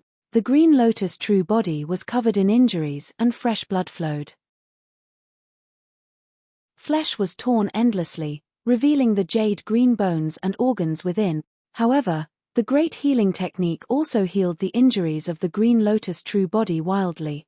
Chaos Essence Grotto Heaven could no longer destroy the Green Lotus True Body completely. He had merely comprehended a single greater divine power right now. If he comprehended more greater divine powers and continued to cleanse his Green Lotus True Body, Suzimo could not imagine how his body would grow as the creation Green Lotus grew. Suzimo gripped the Human Emperor's seal and smashed it towards the entrance of Chaos Essence Grotto Heaven. Boom! Boom! No matter how strong Chaos Essence Grotto Heaven was, it could not crush the Human Emperor's seal. The Human Emperor's seal created a passage within Chaos Essence Grotto Heaven. Suzimo channeled his essence spirit and his figure flashed. He followed behind the Human Emperor's seal and escaped from Chaos Essence Grotto Heaven rapidly. Ha ha ha ha. Although Suzimo was covered in blood, he still reared his head in laughter. Diu, it's all thanks to you that I'm able to comprehend a greater divine power in such a short period of time and advance to the late-stage Mahayana realm. This Desolate Marshal has just entered the mid-stage Mahayana, but he already managed to comprehend a greater divine power so quickly. After all, it's the creation Green Lotus that stole the creation of heaven and earth. Coupled with the fact that the Human Emperor passed down his title and gathered the fortune of the world, it's only logical for his cultivation to advance by leaps and bounds. His actually making use of an emperor to break through. His boldness. Many Mahayana patriarchs had just arrived when they saw this. Suzimo knew very well that even though he had comprehended the great healing technique, it was only a greater divine power. He was no match for an emperor who had comprehended supreme divine powers. He broke free from Chaos Essence Grotto Heaven and burst into laughter before turning to flee. The divine power of the great healing technique was still baptizing Suzimo's body, bloodline, and essence spirit continuously. This time round, after he condensed ethereal wings, channeled Zephyr Thunder Escape and burst forth with boundless golden light as well as heavenly feet, his speed was even faster than before. In the blink of an eye, he disappeared before everyone. Many perfected Mahayana patriarchs present could not catch up to Suzimo even with their full strength. Desolate Marshal has too many escape techniques. One of them should be the heavenly feet of the Buddhist monasteries. If this divine power is cultivated to its limits, it will be a greater divine power. One can literally tunnel through every single spatial node and reach any single part of the world. Given Desolate Marshal's attainments in Buddhism, it won't be long before he cultivates heavenly feet to become a greater divine power. Even if you've comprehended a greater divine power, you won't be able to escape my grasp. The Yu Emperor's expression was terrible as he roared. With a single stride, he crossed thousands of feet in the blink of an eye and charged towards Suzimo with a terrifying speed. Before long, Suzimo and the Yu Emperor had already left the Mahayana patriarchs far behind. Desolate Marshal, you can't escape. The Yu Emperor had a mocking expression and seemed like he was strolling idly. However, every single step he took crossed the voids and closed in rapidly towards Suzimo. This was a greater divine power that could shrink the ground into inches. Swoosh! The U-Emperor attacked and his horsetail whip tore through the air, letting out a howl. 3,000 silver threads spread and whipped down, not giving the Green Lotus true body any space to dodge. Bang! The Green Lotus true body somersaulted and more than half of his flesh was extracted, making him look extremely miserable. However, Suzimo could still smile. Diu, you're already afraid. You know very well that if you're already unable to kill me after I comprehended a single greater divine power, the day of my return will be your death anniversary. Green light spewed out from Suzimo's body with immense vitality. The flesh that was whipped off by the horsetail whip regrew rapidly and his injuries were healing. Suzimo did not engage the U-Emperor and continued escaping. Now that the crux of the matter had been pointed out by Suzimo, the U-Emperor was even more determined to kill him and chased relentlessly. Suzimo lowered his head slightly with a cold glint in his eyes. He did possess methods that could kill emperors. However, that was his trump card and he did not want to expose it right now. However, if the U-Emperor insisted on chasing, he would have to use his trump card to kill the U-Emperor here.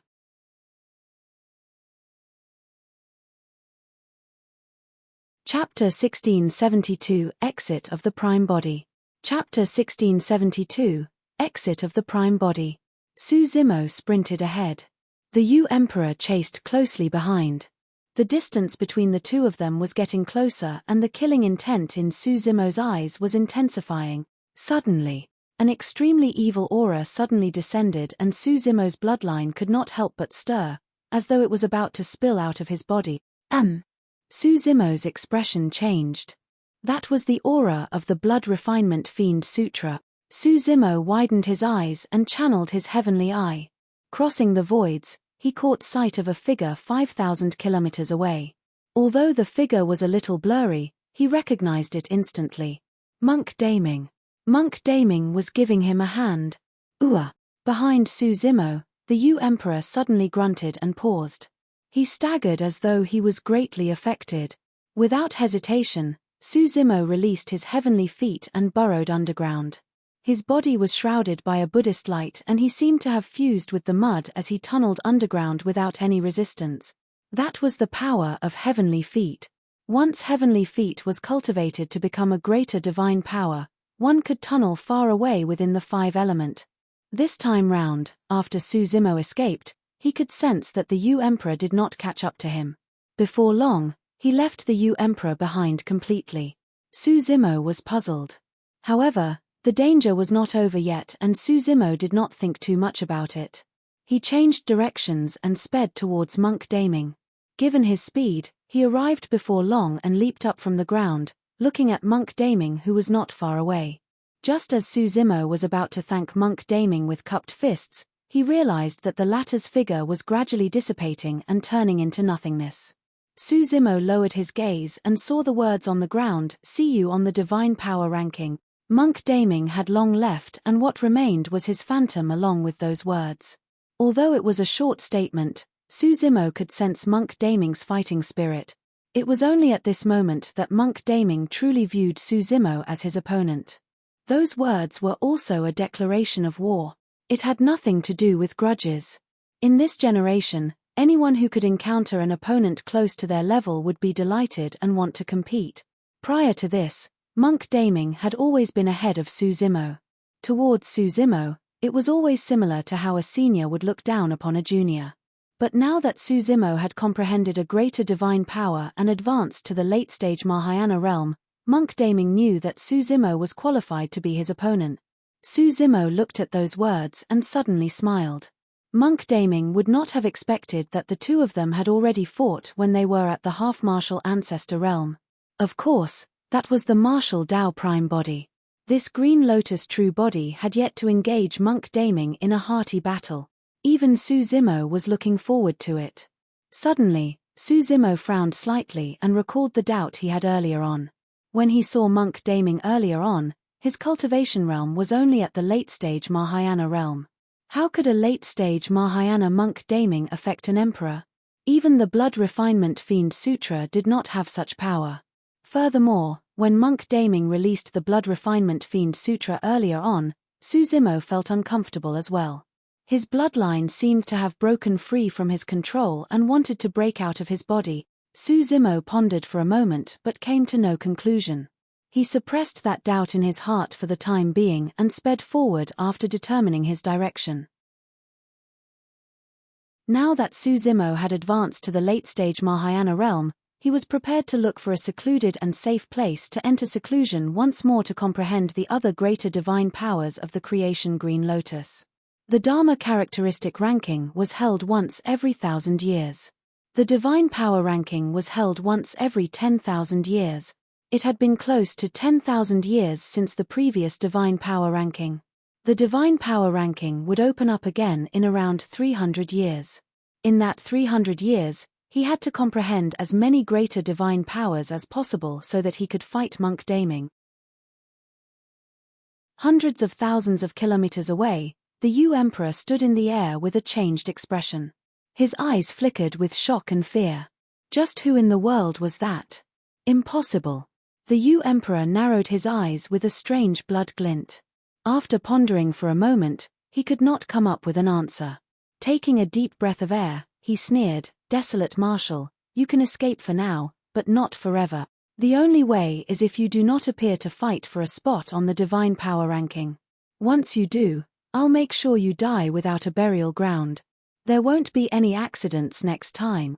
When Suzimo came out of seclusion this time round, he fought against many Mahayana patriarchs and even attracted the attack of an emperor, causing quite a stir in the ancient battlefield. However, things calmed down gradually with Suzimo's disappearance. The ancient battlefield returned to normal. However, all the patriarchs knew in their hearts that once Desolate Marshal reappeared, another bloodbath would definitely break out in the ancient battlefield. The Yu Emperor would definitely not let Desolate Marshal off. There was no room for negotiation between the two of them. If the Yu Emperor could not kill Desolate Marshal, his death would come the day the latter becomes an emperor. Tianhuang Mainland. When the Green Lotus true body entered seclusion once more, the Marshal Dao prime body that was in Pingyang town exited his seclusion. Now that he was out of seclusion, the Marshal Dao prime body had already entered the Mahayana realm. For the Marshal Dao prime body, the most normal cultivation method was to enter the ancient battlefield and comprehend divine powers there. However, that way, the path of the Marshal Dao prime body would be no different from the Green Lotus true body. Furthermore, there was another place that might be more suitable for the Marshal Dao prime body than the ancient battlefield. Of course, this place was also extremely dangerous. The Marshal Dao prime body looked to the west. "Young master, are you leaving?" Dao Yarrow arrived beside the Marshal Dao prime body and asked softly. Over the years of cultivation, Dao Yarrow had already cultivated to the conjoint body realm and became a grand demon. Under normal circumstances, apart from seclusion cultivation, one had to head out to train and fight against many strong foes. One could only break through bottlenecks better through countless life and death battles. After all, there was only a single person in history that could make use of the Marshal Dao furnace to smelt all dharmic arts and nurture 100 sutras, a single variant like the Marshal Dao prime body. However, Dao Yarrow was even stranger. He did not have to fight with others. However, his cultivation would increase bit by bit just by staying in this tiny courtyard in Pingyang town.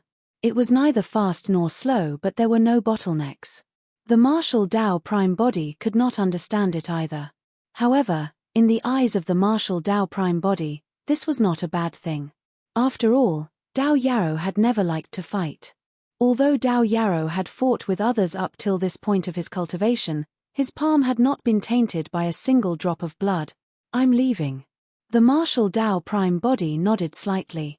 "There's no need for you to follow. Stay in Pingyang town and protect the citizens well." "I will, don't worry, young master." Although Dao Yarrow's eyes were reluctant, he nodded obediently.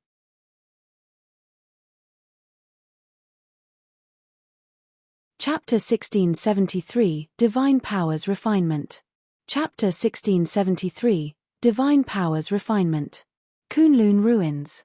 This was a forbidden ground for all Mahayana patriarchs. This day, a purple-robed man arrived. His face was blurry as though he was shrouded by a fog. The martial Tao Prime body looked at the ruins not far away and walked forward with a deep gaze. He passed through the outer perimeter of the Kunlun ruins and arrived before the Kunlun barrier. Without hesitation, the martial Tao Prime body broke through the Kunlun barrier and entered the Kunlun ruins. The moment the martial Tao Prime body entered the Kunlun ruins, the entire Kunlun ruins trembled as though it was agitated. Divine powers began to gather around the martial Tao Prime body and rapidly formed a divine power storm that engulfed the latter. The divine power storm contained an extremely terrifying power that destroyed the body of the martial Tao Prime body. It destroyed all life, as though it wanted to destroy everything.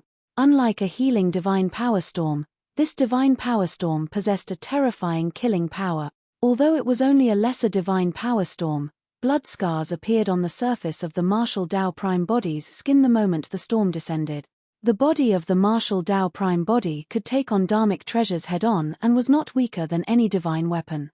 However, he was covered in injuries from the envelopment of the divine power storm. There was no fear in the eyes of the martial Tao Prime body. Instead, they shone brighter. Refine. The martial Tao Prime body hollered. Whoosh. His figure seemed to have vanished and in its place was a gigantic furnace. The martial spirit fire burned furiously, wanting to refine the divine power storm. The two powers intertwined continuously. The divine power storm wanted to extinguish the martial spirit fire while the martial spirit fire wanted to incinerate the divine power storm.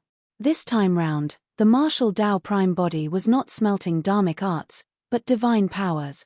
Going to the ancient battlefield to observe, comprehend, and cultivate various divine powers was way too slow. Furthermore, if he headed to the ancient battlefield to comprehend divine powers, the martial Tao Prime body would not be able to avoid fighting for the divine power ranking and he would definitely be exposed. If he comprehended divine powers step by step, the martial Tao Prime body might not even be comparable to the Green Lotus true body.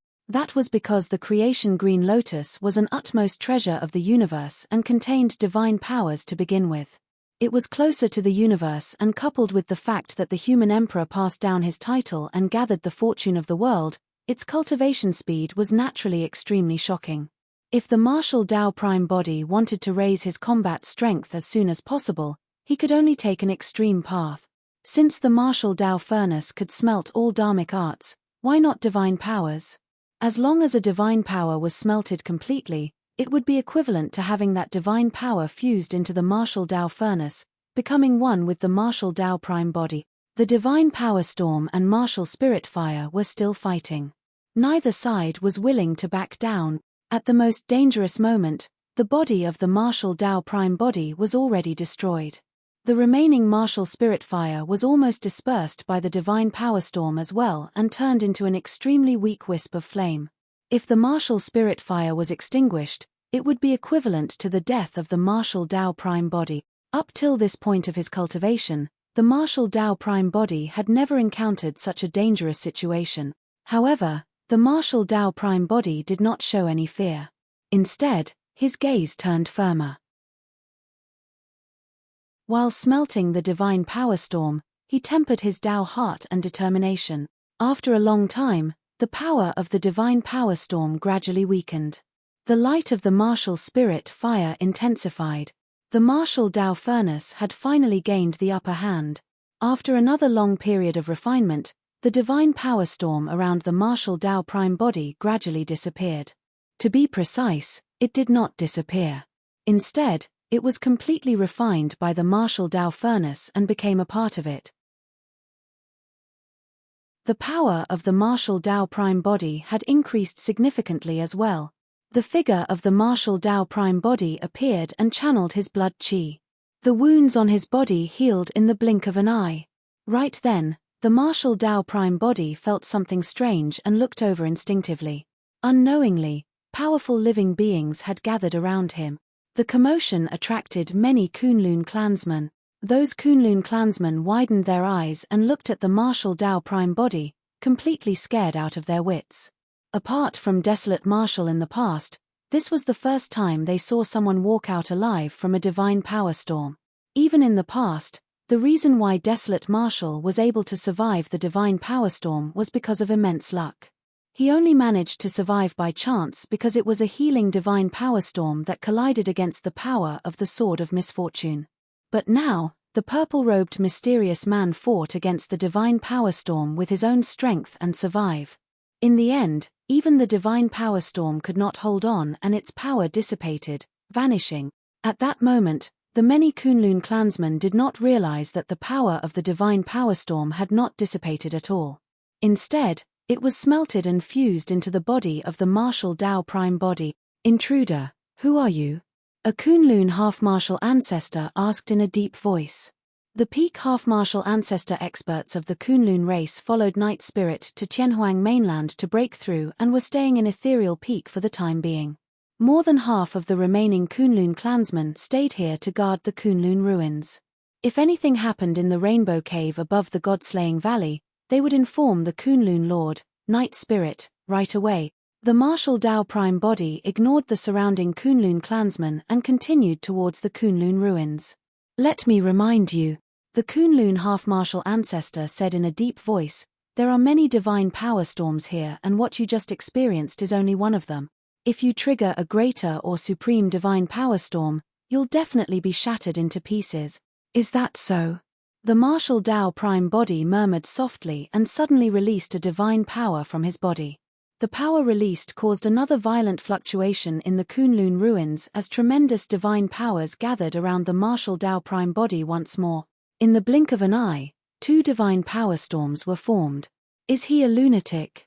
He even took the initiative to trigger a divine power storm. Everyone, keep your distance and don't get implicated. Many Kunlun clansmen shouted and retreated, afraid that they would be implicated by the divine power storms around the martial Tao prime body. They had lived in the ruins for countless years and had never seen anyone like this.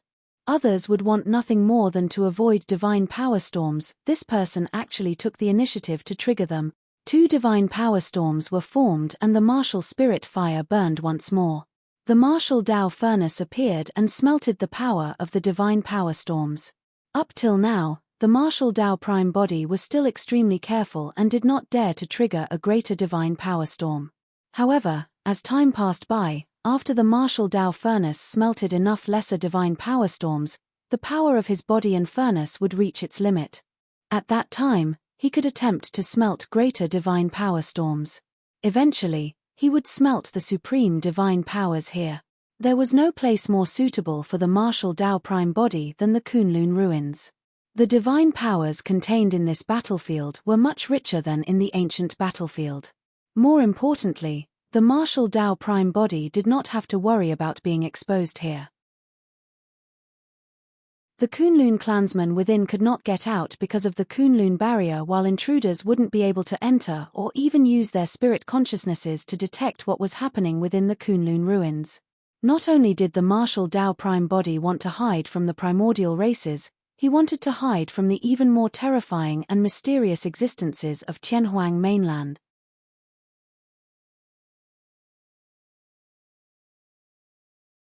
Chapter 1674, Hunting Patriarchs. Chapter 1674, Hunting Patriarchs. Time passed by quickly. It had been 300 years since Desolate Marshal appeared in the ancient battlefield. In the past 300 years, although there were occasional fights and killings in the ancient battlefield, they did not cause much of a stir. Nobody discovered any traces of Desolate Marshal for 300 years. It was as though Desolate Marshal had vanished completely after he appeared. As the fight for the divine power ranking approached, the ancient battlefield turned chaotic once more. More and more Mahayana patriarchs gathered towards the region of the divine power ranking. Even some Mahayana patriarchs who were in seclusion cultivation came out of seclusion one after another and rushed over. The divine power ranking was only held once every 10,000 years and it was a rare opportunity. If one could obtain a spot on the divine power ranking and obtain the inheritance of a greater divine power, it might be even greater than the increase in strength after countless years of seclusion. Furthermore, there were some empty spots on the divine power ranking this time round. For example, Matriarch Yu Luo of Heavenly Dipper sect and Patriarch Fei Duan of Malevolent Earth sect died at the 10,000 race meet. 300 years ago, Di Yun, who was ranked 33 on the divine power ranking, died at the hands of desolate Marshal. In the past 10,000 years, even more spots opened up. Some of them died in battles in the ancient battlefield, while some of them comprehended supreme divine powers and became emperors, relinquishing their positions on the divine power ranking. Of the 36 spots on the divine power ranking, 11 were now empty.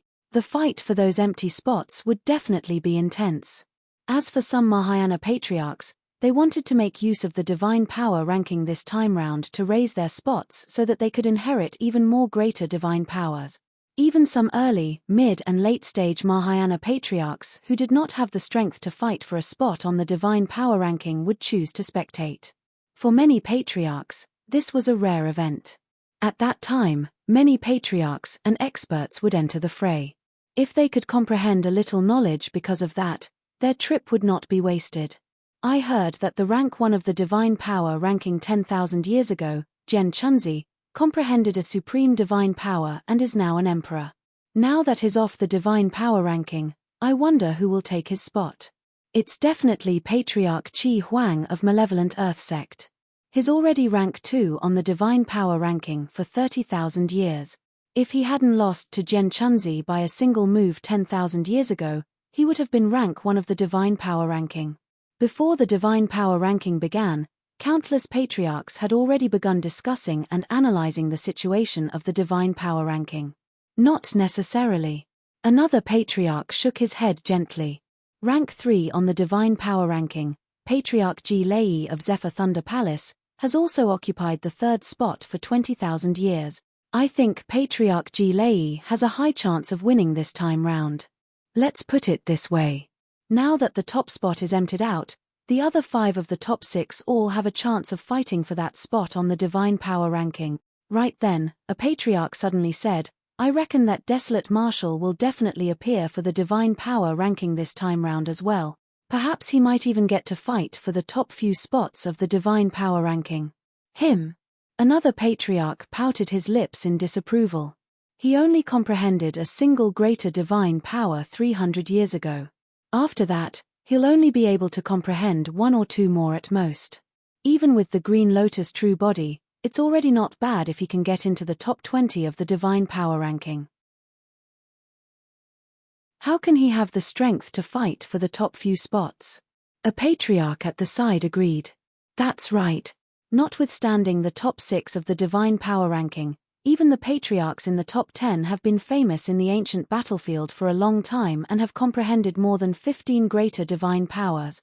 The difference between them is too great. That's not all.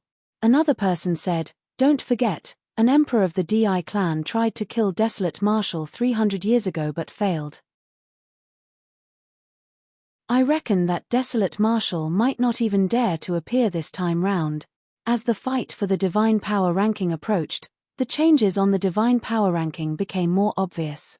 The divine power ranking hovered in the firmaments and scrolls spread out with names written on them, emitting golden lights.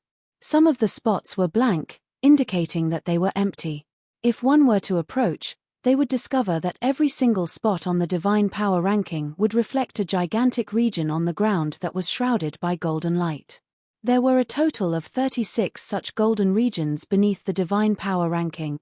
This was the battlefield of the divine power ranking. Some of the golden regions had Mahayana patriarchs guarding them. If anyone wanted to fight for the spot, they would have to go to that particular golden region and challenge the Mahayana patriarch in its place. Nobody was allowed to interrupt the fight. Every single golden region could only accommodate 2 people. At that moment, there were hundreds of Mahayana patriarchs gathered beneath the divine power ranking. Mahayana patriarchs had a lifespan of 100,000 years. These patriarchs were equivalent to 100,000 years of foundation of the human race. Look. Rank 28 on the divine power ranking has disappeared. Right then, a cry sounded from the crowd and many patriarchs pointed at the divine power ranking in the firmaments with shocked expressions. What's going on? Some of the Mahayana patriarchs who arrived later on approached and asked curiously. I heard that recently, patriarchs of the divine power ranking have been removed one after another, resulting in empty spot. A Mahayana patriarch explained, that's already 5 in 5 days. Ah.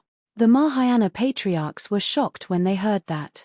There were only two possibilities if a patriarch's divine power ranking was removed before the battle of the divine power ranking even began. First, if this Mahayana patriarch comprehended a supreme divine power and became an emperor, he would naturally disappear from the divine power ranking. However, the probability of that was extremely low. Furthermore, there wouldn't be so many emperors ascending in succession, that was 5 patriarchs in 5 days. The second scenario was for a Mahayana patriarch on the divine power ranking to be killed. If they died, they would naturally be removed from the divine power ranking. Someone's hunting patriarchs on the divine power ranking. Right then, someone said something that exploded in the crowd. Hunting patriarchs on the divine power ranking. Who was it?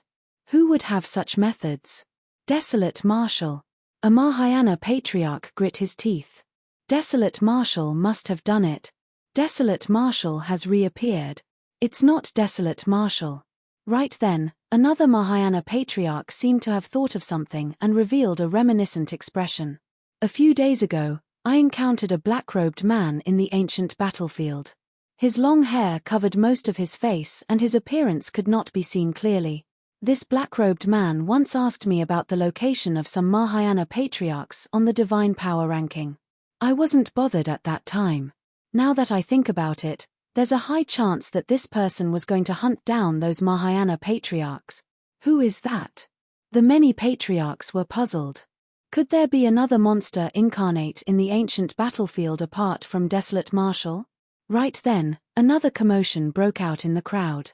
Look! Someone pointed at the divine power ranking with a pale expression and said with a trembling voice, "Rank 6 on the divine power ranking, Patriarch Scatterknight, has vanished."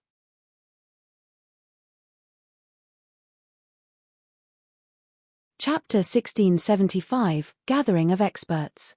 Chapter 1675, Gathering of Experts.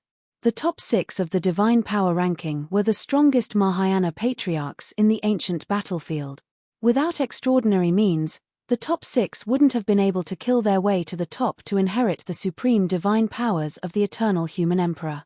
Nobody expected that one of the top 6 of the divine power ranking would be gone before the actual battle even began. Strange. A Mahayana patriarch frowned slightly and pondered. There's no pattern to the patriarchs on the divine power ranking hunted by this mysterious person.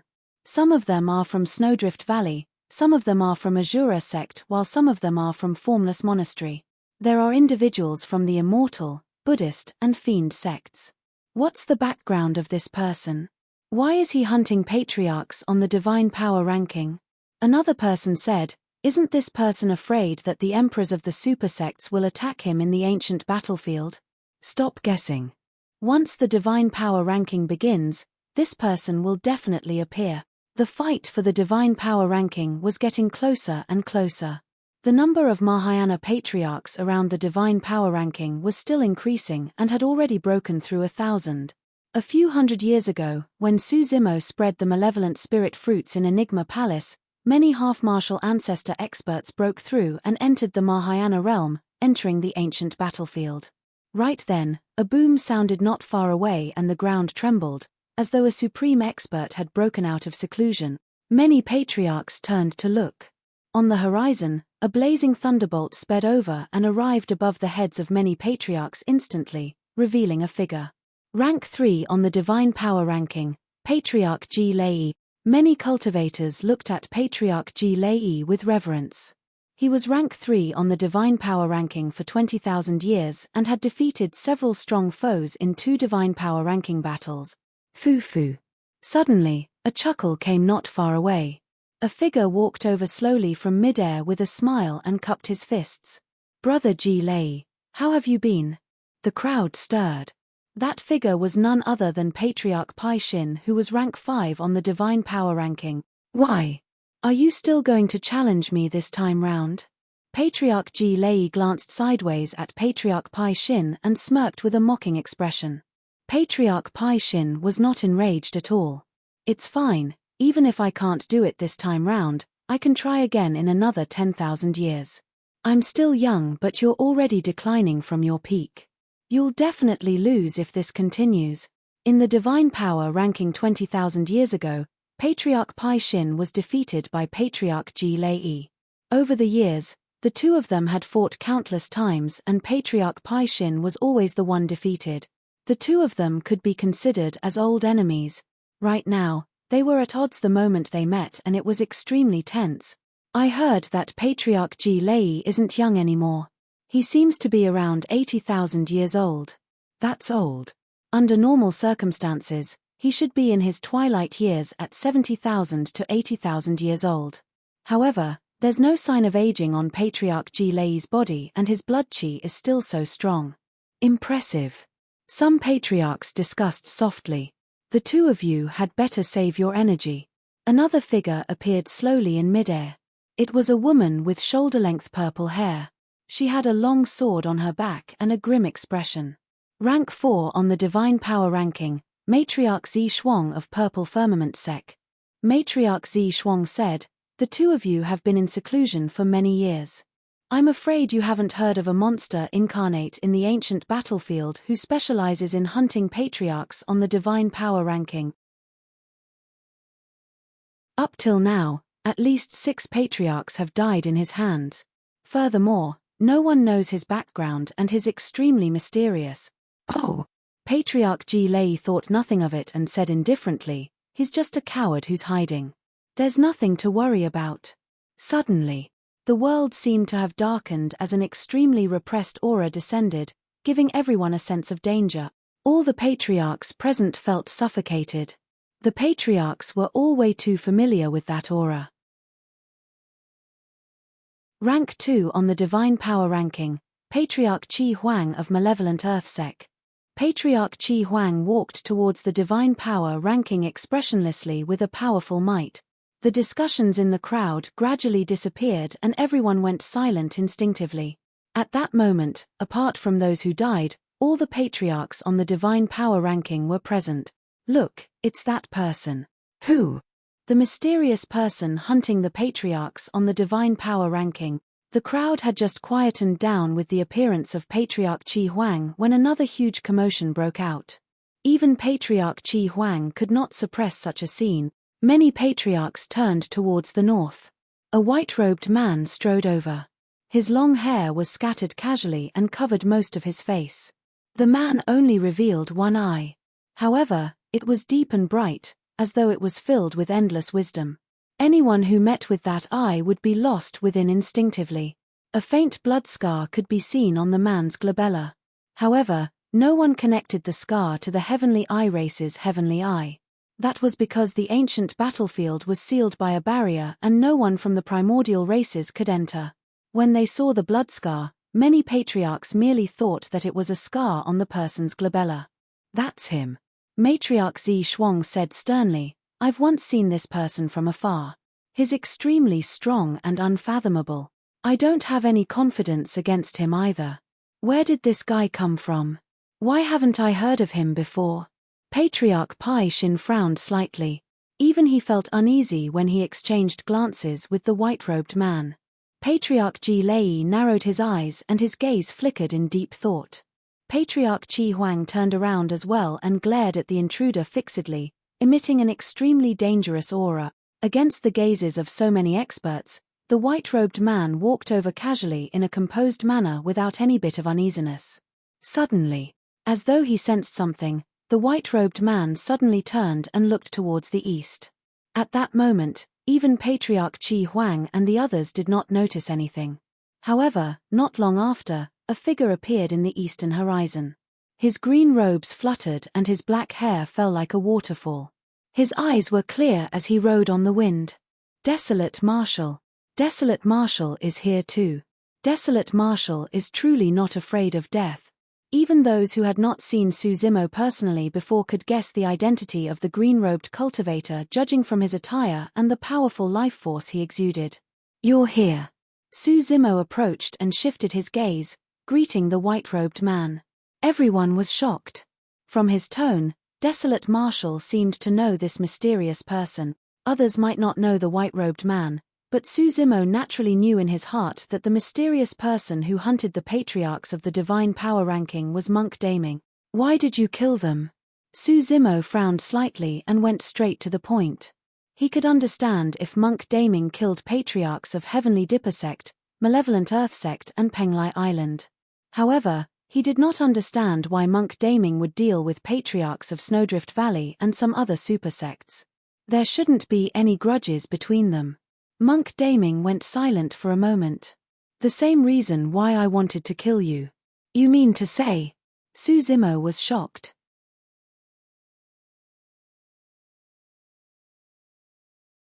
Chapter 1676, Azura Dao. Chapter 1676, Azura Dao. Monk Daming once said that he harbored killing intents towards Zimo because the latter cultivated the Blood Refinement Fiend Sutra. The reason why Monk Daming did not appear on Six Stars Mountain the entire time was to test Zimo. The reason why Monk Daming did not attack Zimo was because even when his life was hanging by a thread, the latter did not use the Blood Refinement Fiend Sutra. Right now, Monk Daming was implying that those people he killed had all cultivated the Blood Refinement Fiend Sutra. What happened? Zimo frowned and asked. Monk Daming shook his head gently. The actual situation might be even more terrifying than you can imagine. The conversation between the two of them did not reveal any information and was understood only by both of them. The surrounding Mahayana patriarchs were confused. Are there still people like them on the divine power ranking? Zimo asked again. Yes. Monk Daming replied. Zimo exchanged glances with Monk Daming and suddenly smiled. The two of them understood what the other party wanted to do without the need to continue speaking. It was a tacit understanding. Although the two of them did not interact much, they seemed like bosom buddies. Right then, a powerful aura descended. A scholar-like cultivator appeared in midair with a square-shaped stone slab on his back. It was unknown what dharmic treasure that was. He wore white robes and waved his sleeves. Although he had a sage-like demeanor, he exuded the might of the Emperor Dao. An emperor had descended. Senior Chess Emperor, to think that you'll be the one hosting this divine power ranking battle. In the crowd, Lin Xuanji stood out and bowed to the white-robed scholar. Within the crowd, some of Zimo's acquaintances had already arrived. Lin Xuanji, Ming Zhan, and Demonis Ji had already entered the Mahayana realm and arrived in the ancient battlefield. However, their cultivation realms were only at the early stage Mahayana realm and they could not take part in the fight for the divine power ranking. Zimo looked around but did not see the Azura, Yang Beichen. The chess emperor blew his beard. There's still no news of your master after he ran into the human emperor's palace. As such, I have no other choice but to host it. The chess emperor was another emperor of Enigma Palace. Legend has it that the chess emperor loved chess more than anything else. His favorite thing in life was to specialize in chess and fight with others on the chessboard. In the end, he actually managed to create a Dao that belonged to him. He reached the peak of his chess Dao and fused the legacy secret skills of Enigma Palace with his chess Dao, comprehending a supreme divine power that allowed him to become an emperor. The chess emperor could be considered an anomaly in the cultivation world. That's enough. The chess emperor waved it off. There's no need for unnecessary formalities. Those who want to fight for a spot on the divine power ranking, hurry and fight. Hurry and end it. I still have a deadlock on a chessboard waiting for me to resolve. With a look of impatience, the chess emperor urged the Mahayana patriarchs below. Patriarch Qi Huang, Patriarch Ji Lei and the others moved one after another and led the way into the golden regions enveloped by the divine power ranking. They were ranked on the divine power ranking. If anyone wanted their spots on the divine power ranking, they would have to challenge them. As for the emptied spots, they were free for all the other patriarchs to fight for. Monk Daming's gaze swept past the patriarchs on the divine power ranking and finally landed on a person as he walked slowly towards the latter. Rank 3 on the divine power ranking, Patriarch Ji Lei. Just who is that person? He's actually challenging Patriarch Ji Lei right away. Judging from his cultivation realm, he's only at the late-stage Mahayana realm and has yet to cultivate to the perfected Mahayana realm. How strong can he be? I don't know how strong he is. At the very least, he killed rank 6 on the divine power ranking. The surrounding Mahayana patriarchs were merely watching the show. However, Suzimo was the only one who knew why monk Daming targeted Patriarch Ji-Lei. No wonder Patriarch Ji-Lei could possess such strong blood qi despite his almost 80,000 years old lifespan. It's because he cultivated the Blood Refinement Fiend Sutra. Suzimo glanced at Patriarch Ji-Lei and turned towards another golden region. Desolate Marshal is prepared to make a move as well. By the looks of it, he seems to be headed for Patriarch Shu Jing. Patriarch Shu Jing, rank 21 on the Divine Power ranking. Between him, Fei Duan and Yu Luo, he was the only one who survived the 10,000 race meet. Patriarch Shu Jing looked at the approaching Suzimo with a grim expression and said slowly, "Why? Fellow Daoist Desolate Marshal, are you looking to settle old scores with me?" "Sort of." Suzimo replied indifferently, "The Divine Power ranking is a treasure passed down by the human emperor and protects the human race. You're not worthy of being on it." That was his and Monk Daming's choice. Monk Daming chose to remove the patriarchs on the Divine Power ranking who cultivated the Blood Refinement Fiend Sutra. As for him, he chose to remove the patriarchs of Heavenly Dipper Sect, Malevolent Earth Sect and Penglai Island. The both of them were joining forces to remove the impurities of the Divine Power ranking. "Whether I'm worthy or not is not determined by you." Patriarch Shu Jing's expression darkened. "Desolate Marshal, I might be afraid if it's your Dragon Phoenix true body. Your Green Lotus true body is only at the late stage Mahayana realm. If we fight with our full strength, nobody knows who the victor will be. Is that so?" Suzimo did not stop and entered the Golden Light region. With a huge stride, he arrived before Patriarch Shu Jing in the blink of an eye and shouted, "Let me see what you have." Boom! Boom! He flipped his palm and his blood qi burst forth with the sound of tsunami, releasing a torrential might that suppressed Patriarch Shu Jing. "Azura Dao!" Patriarch Shu Jing suddenly shouted. A mighty figure appeared behind him like a fiend celestial. It was indomitable with 9 heads, 8 legs and 1,000 hands with a terrifying aura. The Azura Dao was a greater divine power and one of the 6 Daos of the Buddhist monasteries. Legend has it that Asuras were half-human half-gods who were brave and loved to fight. They were extremely strong. If one could cultivate the Azura Dao, the phantom of an Azura would descend and help cultivators fight against strong foes, causing their combat strength to increase exponentially. Extinguish!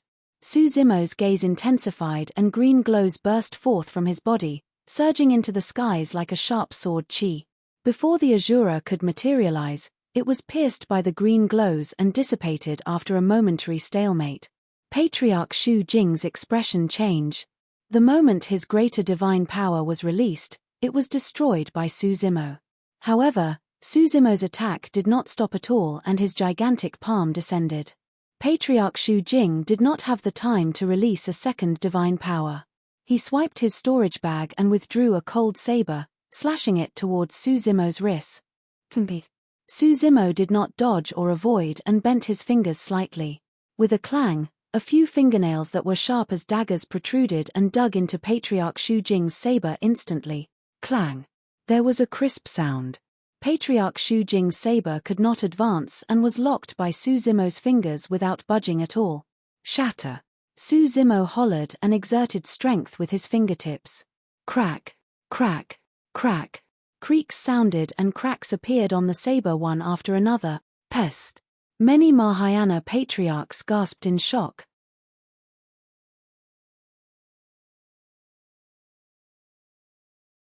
Chapter 1677, Book Return. Chapter 1677, Book Return. With just a single palm, Desolate Marshal destroyed Patriarch Shu Jing's dharmic treasure barehanded. Nobody expected Desolate Marshal, a late-stage Mahayana, to be this strong. This was the potential of the creation Green Lotus. Over the years, after the baptism and refinement of many greater divine powers, the Green Lotus true body grew rapidly and became stronger. However, this was not the limit and peak of the creation Green Lotus. On the battlefield, the saber shattered and Suzimo slapped his palm. Many saber shards turned into dozens of cold lights that entered Patriarch Shu Jing's body instantly. The two of them were way too close, and Patriarch Shu Jing had not expected Su Zimo to be able to shatter his saber. He could not react in time. Poof! Poof! Poof! Blood mists burst forth from Patriarch Shu Jing. After a brief pause, his body could not withstand the power contained in the shards and exploded. Patriarch Shu Jing's essence spirit escaped and fled into the distance. Humph! Su Zimo sneered. Do you think you can escape? Kai! In a flash, a blazing sword beam descended, slicing Patriarch Shu Jing's essence spirit into two instantly. Rank 21 on the Divine Power ranking, Patriarch Shu Jing was dead. The crowd fell into a momentary silence before a commotion broke out. The battle had ended too quickly. It had been less than 10 breaths since Su Zimo attacked and Patriarch Shu Jing died. Right from the beginning, Patriarch Shu Jing merely released a single greater divine power and died without the chance to release a second divine power. Is this desolate marshal who established the Tao for all living beings? When he saw that, the chess emperor in midair nodded and praised. To think that even at the Mahayana realm, you're able to kill experts on the divine power ranking who are above your cultivation realm. You truly live up to your reputation. Su Zimo did not linger in that golden region.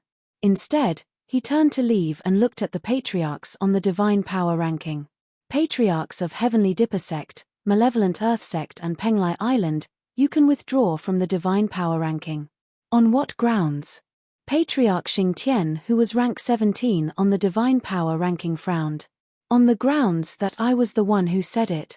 Su Zimo said coldly, if you don't withdraw from the ranking on your own accord, you will end up in the same state as Shu Jing. Desolate Marshal, it's understandable that you want to fight for the divine power ranking. However, isn't that way too domineering? That's right. Immediately, a patriarch of Malevolent Earth Sect agreed and turned to the chess emperor with cupped fists, shouting, Enigma Palace has always been fair and impartial in managing the 3 ranking lists. Senior Chess Emperor, please suppress Desolate Marshal. The Chess Emperor smiled faintly. You're right. Enigma Palace has always been fair and impartial. There's no way we would interfere in something like this. Desolate Marshal is only fighting for a spot on the divine power ranking. He didn't bully the weak, nor did he bully with numbers. Why should I suppress him? But Patriarch Xing Tian wanted to argue. The chess emperor flicked his sleeves gently. There's no need to speak further. Even if Desolate Marshal wants to remove your names, it's only right. Anyone can leave their names on the divine power ranking. However, patriarchs of your 3 sects are not qualified. When the human race was in trouble, you guys abandoned our race and submitted to the primordial 6 races in order to survive.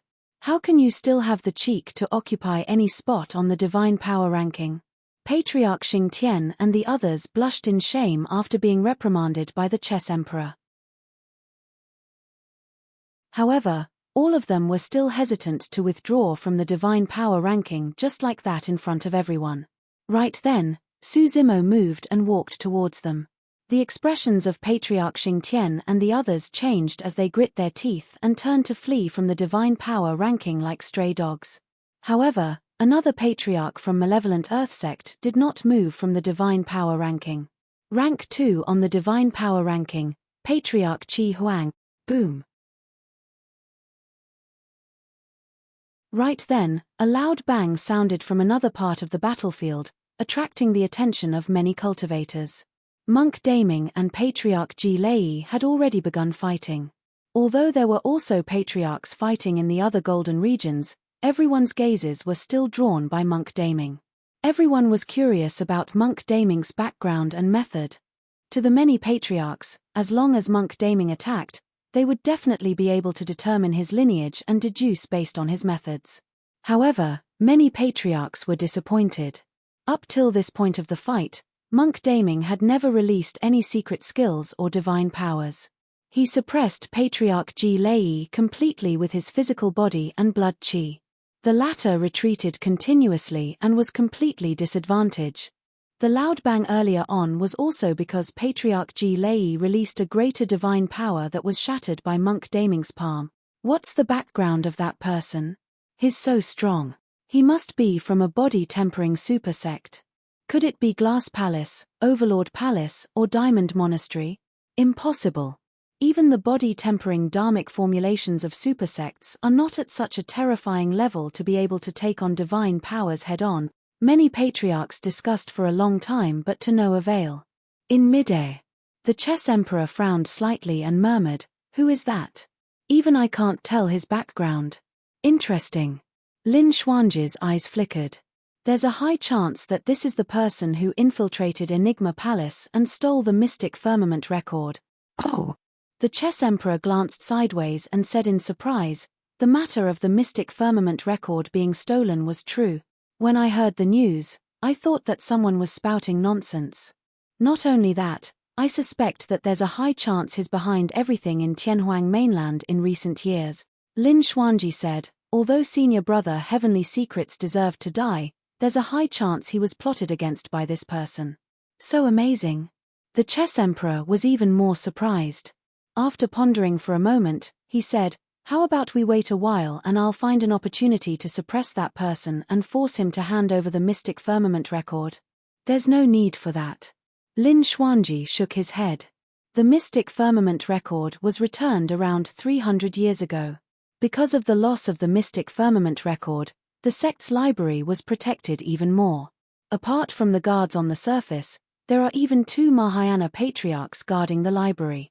"And then?" the chess emperor asked. Lin Xuanji smiled bitterly. Even with those 2 Mahayana patriarchs, nobody knew when exactly the Mystic Firmament record was returned. "What did you say?" The chess emperor's heart skipped a beat. It was no wonder why he was so shocked. Lin Xuanji's words meant that this person infiltrated Enigma Palace once more and returned the Mystic Firmament record under the watch of 2 Mahayana patriarchs. However, he did not attract any attention and left silently.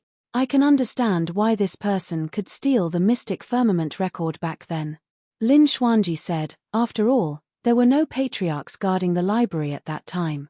Furthermore, the attention of the entire Enigma Palace was drawn over by Desolate Marshal and the others. This person seized the opportunity and took advantage of the situation. At the very least, there were traces left behind when this person stole the book. However, the process of him returning the book was way too terrifying. He was completely unfathomable and left no traces. If not for the routine checks of the disciples of the library that unintentionally discovered the return of the Mystic Firmament record, nobody in the entire sect, not even the 2 Mahayana patriarchs, noticed that someone had been to the library."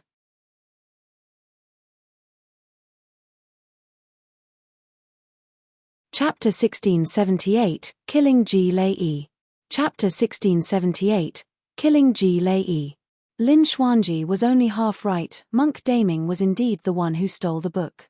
However, neither he or the chess emperor would have ever guessed that it was someone else who returned the book. The gaze of the chess emperor landed on Monk Daming once more as he said in a deep voice, "Actually, it's not as though this person did not release any divine powers. At the very least, he has been channeling one of the 6 divine powers of the Buddhist monasteries, heart-peering.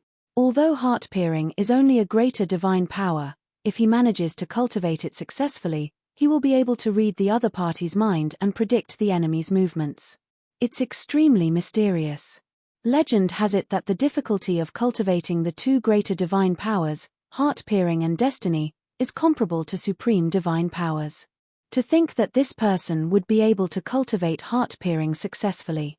Lin Xuanji let out a look of realization. No wonder he could gain the upper hand against Patriarch Ji Lei completely. He could read every single thought of Patriarch Ji Lei and react first. In that case, isn't victory certain for him? This person's attainments in Buddhism must be extremely high. Could he be a monster incarnate of the Buddhist monasteries? "I'm not sure."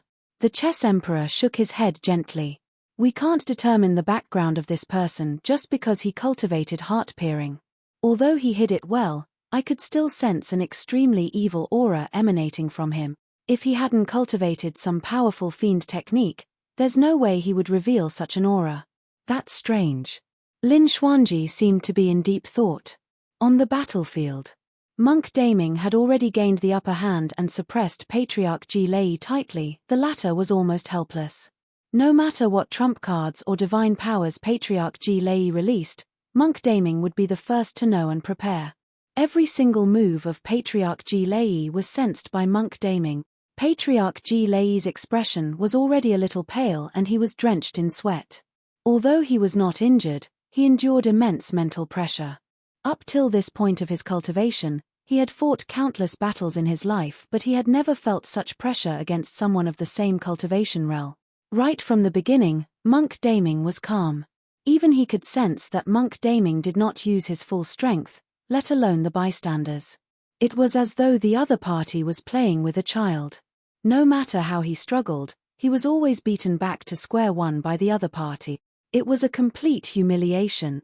Patriarch Ji bore immense resentment in his heart. Just who are you? Patriarch Lightning's expression was terrible. As he defended, he grit his teeth and asked, I don't know you at all. Why are you hunting me? Monk Daming did not reply and continued suppressing Patriarch Ji expressionlessly. His long hair swayed and revealed his wise eyes from time to time. His gaze was calm and emotionless. Since you refuse to tell me, don't blame me. Patriarch Ji's eyes shone with a scarlet glint. Suddenly, Monk Daming strode forward and cut in front of Patriarch Ji, slapping his palm on the latter's chest. Crack. Although the palm strike seemed light and weak, it caused Patriarch Ji's chest to cave in deeply. Poof! An arrow of blood burst forth from Patriarch Ji's back. His heart was ruptured by Monk Daming's palm. You talk too much. Monk Daming shook his head gently. Those who talk more often die faster. Even if one focused their attention in a fight against Monk Daming, they might not even stand a chance of winning, let alone behave the way Patriarch Ji did and attempt to speak. Unless one cultivated a divine power that could multitask, they would definitely be distracted when they spoke. It was inevitable for openings to be revealed once one was distracted. While the openings might be imperceptible, they were magnified infinitely in the eyes of Monk Daming. Strange. Lin Xuanji frowned. Patriarch Ji's heart was shattered. Why isn't his blood qi failing at all? Instead, it's getting stronger. The Chess Emperor frowned and glared at Patriarch Ji, murmuring, this aura seems familiar. You are courting death. Patriarch Ji's eyes were bloodshot as he let out a deep growl, emitting a torrential blood qi that resembled a bloodthirsty ferocious beast. Blood qi surged into the skies and instantly, the world went dark and was incomparably evil. Even the golden light of the divine power ranking was suppressed. Blood Refinement Fiend Sutra. The Chess Emperor and Lin Xuanji exclaimed at the same time when they saw that. Many patriarchs in the crowd recognized the origin of that evil aura and could not help but shudder with wary expressions. Lin Xuanji had a conflicted expression. If not for the Blood Refinement Fiend Sutra, Senior Brother Heavenly Secrets would not have fallen into the endless abyss and died. Patriarch Ji glared at Monk Daming not far away with a menacing expression and said coldly, you forced me. Even if I can't survive, I'll kill you first. Patriarch Ji knew that he would be targeted by the other Mahayana patriarchs the moment this matter was exposed. Although he could kill Monk Daming by releasing that fiend technique, he was most likely doomed as well. Monk Daming did not reply and merely smiled. Suddenly, Patriarch Ji froze. He caught sight of a hint of mockery in Monk Daming's deep eyes. It was as though his every move had been predicted by the other party. Could it be? Suddenly, Patriarch Ji's eyes widened as he thought of a possibility. The reason why this person hunted him was because he cultivated the Blood Refinement Fiend Sutra. But, how did this person know? Right then, Monk Daming extended his palm and gripped Patriarch Ji gently through the void. When Patriarch Ji released the Blood Refinement Fiend Sutra, his blood qi was torrential and he was surrounded by fiend qi. However, as Monk Daming retracted his palm, all the blood qi seemed to have been grabbed by Monk Daming's palm and returned to Patriarch Ji's body. Patriarch Ji could not control the entire process at all. Although he was clearly the one who cultivated the bloodline, he could not control it at all. I got it.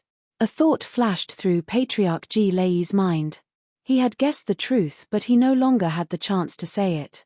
All his bloodline was under Monk Daming's control, and even his essence spirit could not release any spirit consciousness fluctuation. Monk Daming closed his palm slowly with a cold expression. All the bloodline in Patriarch Ji Lei's body gathered continuously and eventually compressed into a blood ball with an extremely terrifying power. Monk Daming released his grip. Bang! The blood ball exploded and released a tremendous power, destroying Patriarch Ji Lei's body instantly. Against the burst of the bloodline, his essence spirit could not even escape. It was drowned and destroyed on the spot. Patriarch Ji Lei was dead. The entire world went silent. Many patriarchs looked at everything in disbelief. Patriarch Ji Lei, who had dominated the third spot of the divine power ranking for 20,000 years and even used a trump card like the Blood Refinement Fiend Sutra, was killed by this white-robed man. Just what was that method released by the white-robed man in the end? You're tuning in to the Celestial War YouTube channel. Don't forget to subscribe and join us on this journey to catch the most captivating stories.